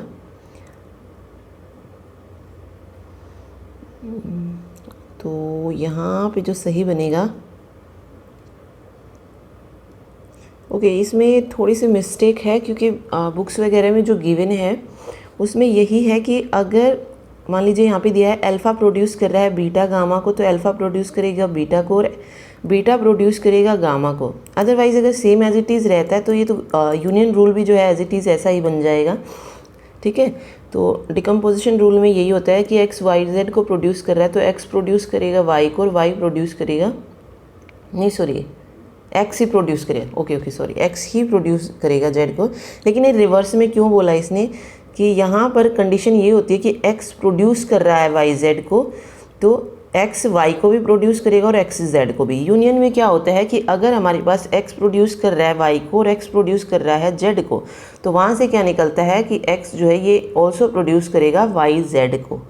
ठीक है, तो ये हो जाएगा। ओके सॉरी, डिकम्पोजिशन रूल यही होगा, यूनियन रूल भी यही, यूनियन रूल हो जाएगा ये R वाला कि x प्रोड्यूस कर रहा है, सॉरी अल्फ़ा प्रोड्यूस कर रहा है बीटा को और अल्फ़ा प्रोड्यूस कर रहा है y को, तो अल्फ़ा किसको प्रोड्यूस करेगा, बीटा और गामा दोनों को ही प्रोड्यूस करेगा। तो यूनियन रूल ये हो जाएगा, ये डिकम्पोजिशन हो जाएगा।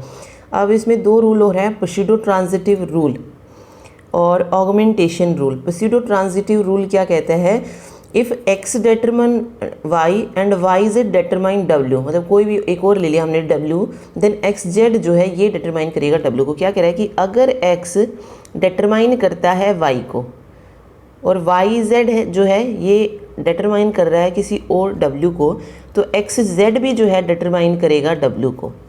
ठीक है, ये बोला है इसने। तो यहाँ पे देखिए इस तरीके का रूल क्या कहाँ पर बन रहा है, ये अगर आप देखेंगे, अल्फ़ा अगर प्रोड्यूस कर रहा है बीटा को और गामा बीटा प्रोड्यूस कर रहे हैं किसी और ही उस चीज़ को, तो अल्फ़ा और गामा भी जो है उस चीज़ को प्रोड्यूस करेंगे। ठीक है, तो ये प्स्यूडो ट्रांजिटिव रूल इसका हो जाएगा। आगे जो लास्ट दिया है वो दिया है ऑगमेंटेशन रूल। डिकम्पोजिशन ये था, यूनियन ये था, ये प्स्यूडो ट्रांजिटिव हो जाएगा। ऑगमेंटेशन रूल क्या कहता है, अभी ऑगमेंटेशन रूल में होता है कि अगर x प्रोड्यूस कर रहा है y को, देन x z जो है प्रोड्यूस करेगा y z को। देखिए x अगर y को प्रोड्यूस कर रहा है तो जो x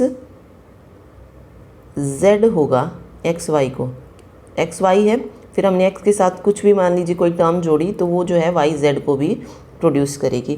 तो ये ऑगमेंटेशन रूल होता है, तो ये वाला हो जाएगा ऑगमेंटेशन रूल। इसके अलावा 2 रूल और होते हैं, जैसे कि यूनियन रूल वो हमने पढ़ा, डिकम्पोजिशन रूल जो होता है यूनियन रूल का ही रिवर्स होता है। और इसके अलावा एक और बचता है रिफ्लेक्सिव रूल। रिफ्लेक्सिव रूल क्या होता है, if y is a subset of x then x determine y। ठीक है, क्या कहते हैं भाई, अगर इफ़ x जो है ये सबसेट है y का, सबसेट को हम इसी तरीके से दिखाए थे, तो देन क्या होगा कि x जो है डिटरमाइन करेगा y को, ठीक है, x क्या करेगा, डिटरमाइन करेगा y को, ठीक। तो ये रिफ्लेक्सिव रूल होता है। तो ये 6 के 6 रूल आपको पता होने चाहिए, यहाँ से क्वेश्चन जो है आता है। तो 6 के 6 मैंने आपको बता दिए हैं, ओके, कि कौन सा रूल किस में क्या होता है। तो सेकंड ऑप्शन यहाँ पे सही बनेगा। नेक्स्ट देखिए, which of the following is false, इनमें से जो गलत है वो बताना है।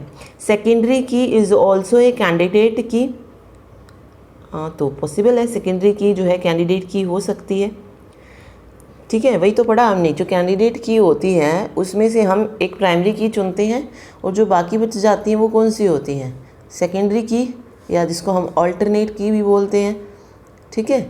तो ये पॉइंट सही है, सेकेंडरी की इज़ ऑल्सो ए कैंडिडेट की।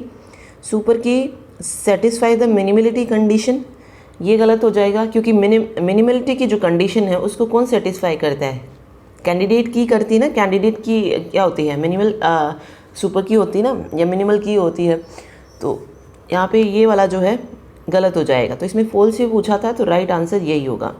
आगे पढ़िए, ए रिलेशन में हैव मल्टीपल सेकेंडरी कीज़, बिल्कुल एक रिलेशन में मल्टीपल सेकेंडरी कीज़ हो सकती हैं। प्राइमरी की एक होती है लेकिन सेकेंडरी की एक से ज़्यादा हो सकती हैं, ये भी सही है यहाँ पे। द वैल्यू ऑफ प्राइमरी की कांट बी नल, की वैल्यू जो होती है प्राइमरी की वो नल नहीं हो सकती, ये भी पॉइंट बिल्कुल सही है। तो सिर्फ रॉन्ग फॉल्स पूछा था, तो ये मिनिमलिटी कंडीशन वाला यहाँ पे फॉल्स हो जाएगा, ठीक है। आगे है, which of the following is also known as read write conflict, इसमें से जो रीड राइट कॉन्फ्लिक्ट होती है वो कौन सी होती है, तो वो होती है अनरिपीटेबल रीड, ठीक है। ये हमने इस वीडियो में तो नहीं किया है, बट जो पहले हमने पढ़े हैं कंकरेंसी या ट्रांजैक्शन वगैरह, उसमें हमने किए हैं ट्रांजैक्शन की प्रॉपर्टीज़, जैसे एसिड हो गई या कंकरेंसी कंट्रोल हो गई, तो वहाँ से वो जो 2 टॉपिक हैं वो कवर कर लीजिएगा, ठीक है। आगे है, which of the following SQL statement can be use to select the name of customer who have no address, मतलब सिलेक्ट करना है उस कस्टमर का नाम जिसका कोई एड्रेस नहीं है। तो सिलेक्ट करेंगे नेम कहाँ से, फ्रॉम कस्टमर, सिलेक्ट और फ्रॉम तो हम लेते ही हैं, और जो बाकी की इसमें यूज़ की जाएंगी वो क्या होती हैं, ऑप्शनल होती हैं। अब क्या कह रहा है कि where address is null, where no address, where address is empty, या where address equal to null.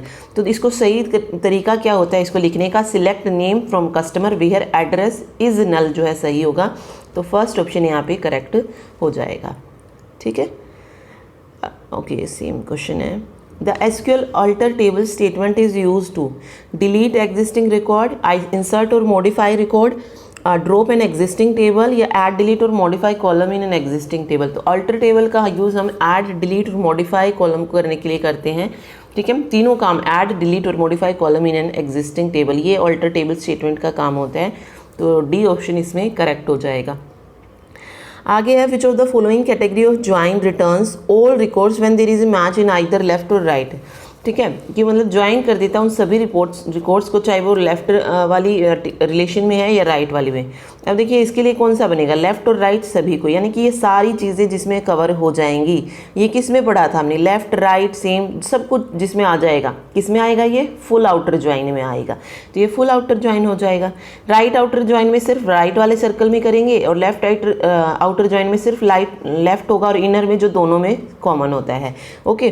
तो इसमें पूरे कंप्लीट की बात हो रही है लेफ्ट और राइट, तो ये फुल आउटर ज्वाइन हो जाएगा, ठीक। आगे है, select okay, which of the following Oracle SQL statement is not correct, जो सही नहीं है वो बतानी है। Select asterisk from customer, order by country, ascending descending customer name. Select asterisk from customer, order by country, ascending और customer name descending order. फिर है, select star from customers, order by country, select star from customer, order by country, descending, okay. अब अगर आप देखेंगे last से हम बात करें तो सिलेक्ट एस्ट्रिस्क फ्रॉम कस्टमर सही है, ऑर्डर बाय कंट्री भी बता दी, कंट्री किस में होनी चाहिए, डिसेंडिंग ऑर्डर में होनी चाहिए, सही है, कोई गलती नहीं है, ठीक है। फिर है, select star from customer, order by country. अब अगर मैंने इसके साथ असेंडिंग डिसेंडिंग कुछ नहीं डाला है तो भी ये गलत नहीं होगा। बाय डिफ़ॉल्ट ये कौन सी वैल्यू ले लेता है, असेंडिंग वैल्यू लेता है, तो ये भी जो है यहाँ पे सही हो जाएगा, ठीक है, मतलब दोनों सही है। अगर आप असेंडिंग डिसेंडिंग नहीं डालोगे तो भी वो ले लेगा उसको। आगे select asterisk from customer, order by country, ascending और कस्टमर नेम जो है ये डिसेंडिंग ऑर्डर में होना चाहिए, ये भी सही है। फिर गलत फर्स्ट वाला क्यों है, देखिए गलत क्यों है ये, एस्ट्रिक्स फ्रॉम कस्टमर बिल्कुल सही है, ऑर्डर बाय कंट्री असेंडिंग भी सही है, लेकिन कस्टमर नेम डिसेंडिंग लिखना चाहिए था, ना कि डिसेंडिंग कस्टमर नेम। पहले कस्टमर नेम आएगा उसके बाद डिसेंडिंग आएगा, तो ये इसमें मिस्टेक है। ठीक है, तो फर्स्ट ऑप्शन यहाँ पे करेक्ट हो जाएगा, जिसमें मतलब जो सही नहीं है। ठीक, अगला है मैच करना है AR डायग्राम में किस चीज़ को किससे शो किया जाता है। तो सबसे पहले आ रहा है बॉक्सेस, ओवल, डायमंड। डायमंड को किससे करते हैं? रिलेशनशिप से करते हैं। ठीक है, बॉक्सेस में किसका होता है? एट्रीब्यूट होता है, और ओवल्स ओवल्स होते हैं, एट्रीब्यूट ओवल्स में होते हैं और बॉक्सेस एंटिटी सेट होते हैं। तो डायमंड ये हो जाएगा, तो A का R हो जाएगा, तो RPQ। ठीक है, फर्स्ट ऑप्शन से सही होगा। आगे है which of the following represent the inner join operation. इनमें से जो इनर ज्वाइन ऑपरेशन को शो कर रहा है हमें वो बताना है। इनर ज्वाइन में हमने क्या पढ़ा? सिर्फ जो दोनों में कॉमन होता है वो होता है। फर्स्ट वाले में अगर आप देखेंगे तो ये कैसा है? लेफ्ट ज्वाइन है। ठीक है, दूसरे वाला चेक करते हैं तो राइट ज्वाइन हो जाएगा। थर्ड वाला जो है ये फुल ज्वाइन है, फुल आउटर ज्वाइन। ओके, और लास्ट वाला जो है ये इनर ज्वाइन है, तो यही जो है सही हो जाएगा। ठीक, चलिए नेक्स्ट देखिए, select from product where price between 10 and 20 which of the following is the correct interpretation of this query. तो इसमें जब ऐसा आए तो प्राइस बिटवीन दिया है, तो बिटवीन में हम ग्रेटर और लेस के साथ इक्वल वाली वैल्यूज़ भी जो है रखेंगे। तो ये सिलेक्ट करेगा, ऑल प्रोडक्ट करेगा, क्योंकि एस्ट्रिक्स यहाँ पे आया है, तो select all product whose price less than और इक्वल टू, ग्रेटर देन और equal to 10 and less than और इक्वल टू 20 जो है लिखना पड़ेगा हमें। ठीक है, तो फर्स्ट ऑप्शन यहाँ पे सही हो जाएगा। इक्वल वाला भी लेना है, अगर बिटवीन हम यूज़ कर रहे हैं तो दोनों तरफ से हम इक्वल का तो लेंगे ही, साथ में ग्रेटर देन और लेस देन हो जाएगा। ठीक है, चलिए नेक्स्ट है with respect to data warehouse OLAP stands for. OLAP होता है online analytical processing. Which of the following is used for single line comment in SQL। SQL में सिंगल लाइन कमेंट के लिए हम किसका यूज़ करते हैं? ऑप्शन थर्ड का। ठीक,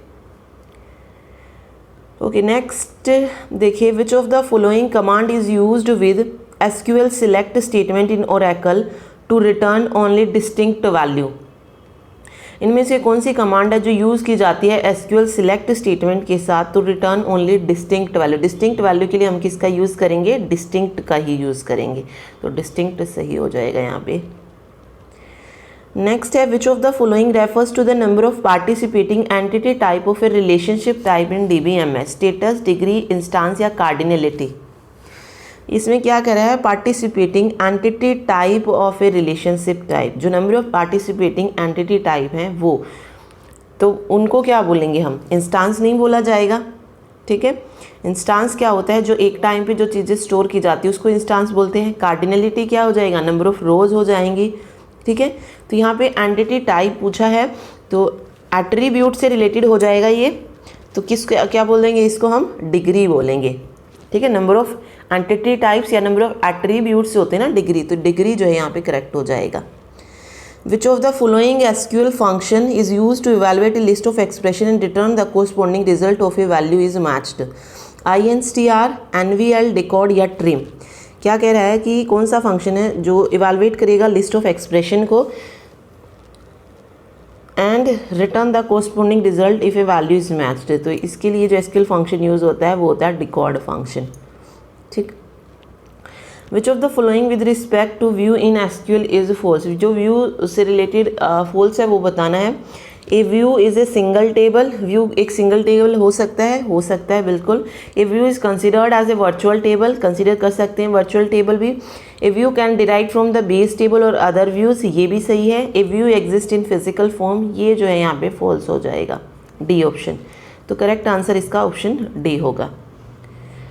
ओके, नेक्स्ट है which of the following type of commercial DBMS is developed by IBM। इनमें से कौन सा DBMS है जिसको IBM ने डेवलप किया है? साइबेस, माइक्रोसॉफ्ट, DB2 या MySQL। तो कौन सा प्रोडक्ट किसने किया? तो ये मैंने आपको बताया था, कंपनी और प्रोडक्ट के एग्जाम्पल हमने पढ़े थे ना DBMS में। तो जैसे ओरेकल था, ओरेकल ने किस किस प्रोडक्ट को डेवलप किया है, 8i हो गया, 9i हो गया और 10g हो गया।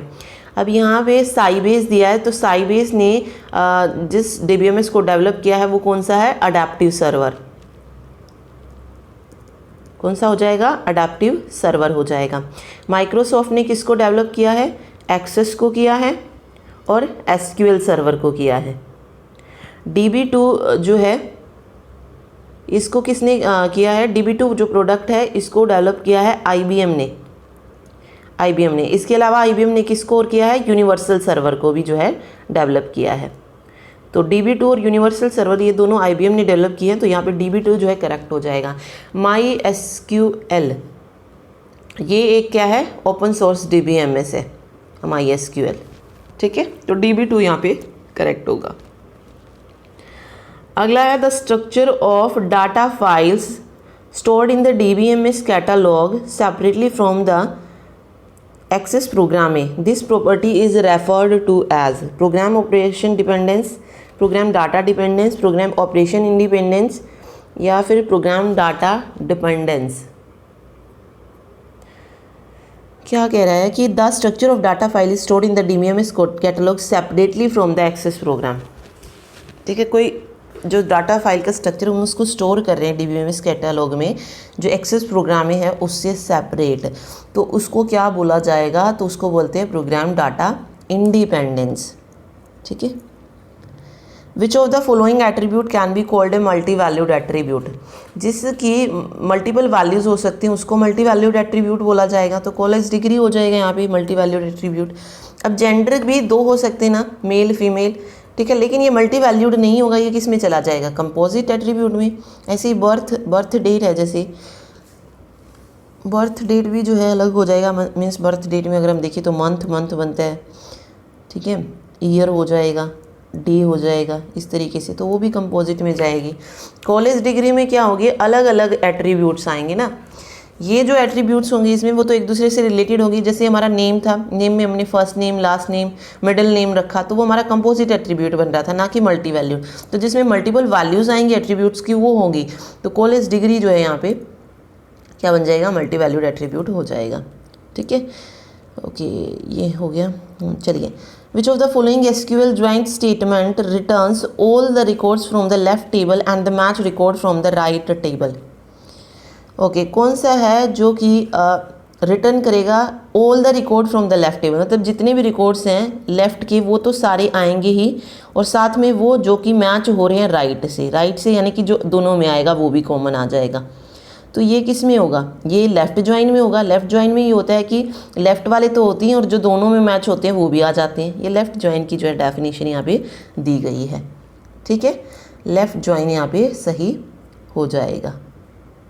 ठीक, चलिए नेक्स्ट देखिए, which of the following process is not facilitated by DBMS with respect to database. तो कौन सी फैसिलिटी है जो DBMS प्रोवाइड नहीं करता है, कंस्ट्रक्टिंग भी होती है, शेयरिंग भी होती है, मैनिपुलेशन भी होता है, लेकिन शेड्यूलिंग नहीं होती है। तो ये हमारा सही हो जाएगा।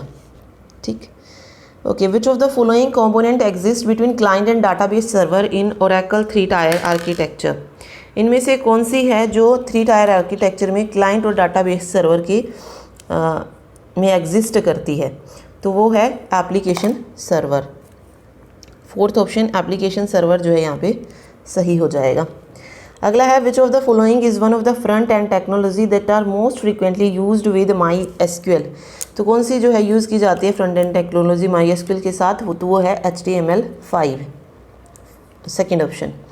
Which of the following clause in SQL roll back statement rolls back only the specified transaction. जो सिर्फ स्पेसिफाइड ट्रांजेक्शन को रोल बैक करता है, उसके लिए हम किस चीज़ का यूज़ करते हैं, किस क्लॉज का यूज़ किया जाता है, तो वो हो जाएगी force.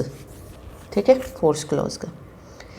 If a relation X has more than 1 की, अगर किसी रिलेशन X की मोर देन 1 की है, then each of the keys can be called as.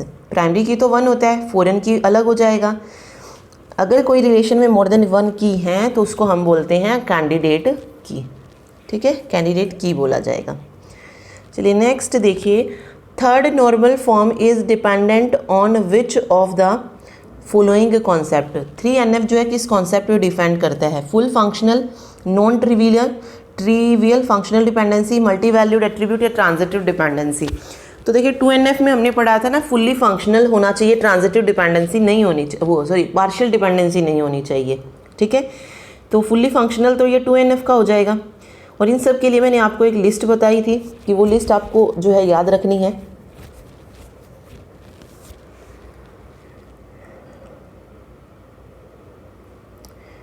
तो यहाँ पे जो करेक्ट हो जाएगा 3NF के लिए वो क्या होगा, ट्रांजिटिव डिपेंडेंसी। ट्रांजिटिव डिपेंडेंसी ही पढ़ी थी हमने कि जो 3NF होता है उसमें क्या होती है, ट्रांजिटिव डिपेंडेंसी होती है, ठीक है। ट्रिवियल डिपेंडेंसी जो थी, ट्रांजिटिव डिपेंडेंसी 3NF थी। और नॉन ट्रांजिटिव कौन सी पढ़ी थी, या नॉन ट्रिवियल कह लीजिए, इसमें हमने पढ़ी थी BCNF। नॉन ट्रांजिटिव में कौन सी पढ़ी थी, BCNF पढ़ी थी, ठीक है। तो बस ये आपको इसमें याद रखने हैं। तो ये ट्रांजिटिव हो जाएगी, ट्रांजिटिव डिपेंडेंसी 3NF में हो जाएगी, नॉन ट्रिवियल जो है ये BCNF में हो जाएगी। तो बस ये चीज़ इसमें याद रखनी है। ओके, अब ये यहाँ पे कह रहा है मल्टी वैल्यूड एट्रीब्यूट्स। तो हमने प्राइम एट्रीब्यूट्स पढ़े थे ना, प्राइम एट्रीब्यूट्स एक से ज़्यादा हो सकते हैं, तो वो किस में थे, 2NF और 3NF में थे प्राइम एट्रीब्यूट्स, ठीक। तो वो भी याद रखिए, अगर मतलब सारे के सारे जिसमें प्राइम एट्रीब्यूट्स हो जाएं वो कौन से थे, 2NF और 3NF थे, ठीक है। चलिए लास्ट क्वेश्चन है, which of the following with respect to SQL truncate statement is true. जो एसक्यूएल ट्रंकेट स्टेटमेंट से ट्रू है वो बताना है। Okay, we may not be able to roll back in case of truncate in some database. After deleting rows, truncate does not free the space containing table. We may roll back truncated data anytime. We can use where clause with truncate statement. Okay, देखिए truncate statement के साथ हम where clause का use नहीं करते हैं। We may roll back truncated data item, तो roll back भी नहीं कर सकते हैं। After deleting rows truncate does not free the space containing table, ये भी रॉन्ग हो जाएगा। We may not be able to roll back in case of truncate in some database, ये सही हो जाएगी, कुछ में जो है हम रोल बैक नहीं कर पाते हैं, ठीक है। तो ये चीज़ इसमें यहाँ पे आप याद रखिएगा।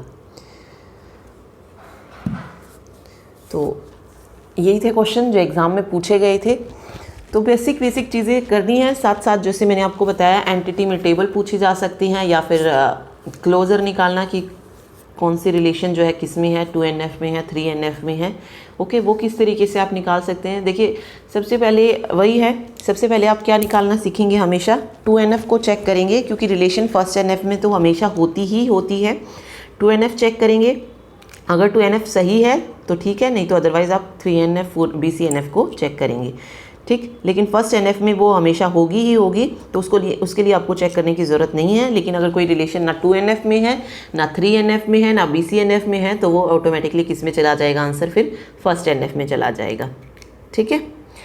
तो बस यही था DBMS। इंपॉर्टेंट चीज़ें हमने जो है इसमें सारी कवर कर ली हैं। क्वेश्चंस आपने देख लिए कि किस तरीके के क्वेश्चन जो थे प्रीवियस एग्जाम्स में पूछे गए थे, तो लगभग ऐसा ही क्वेश्चंस जो है देखने को मिलेंगे। फिर वही है कि किसी भी सब्जेक्ट से कम ज़्यादा क्वेश्चन हो सकते हैं। DBMS से 15 क्वेश्चन एक शिफ्ट में ज़रूर पूछे गए थे।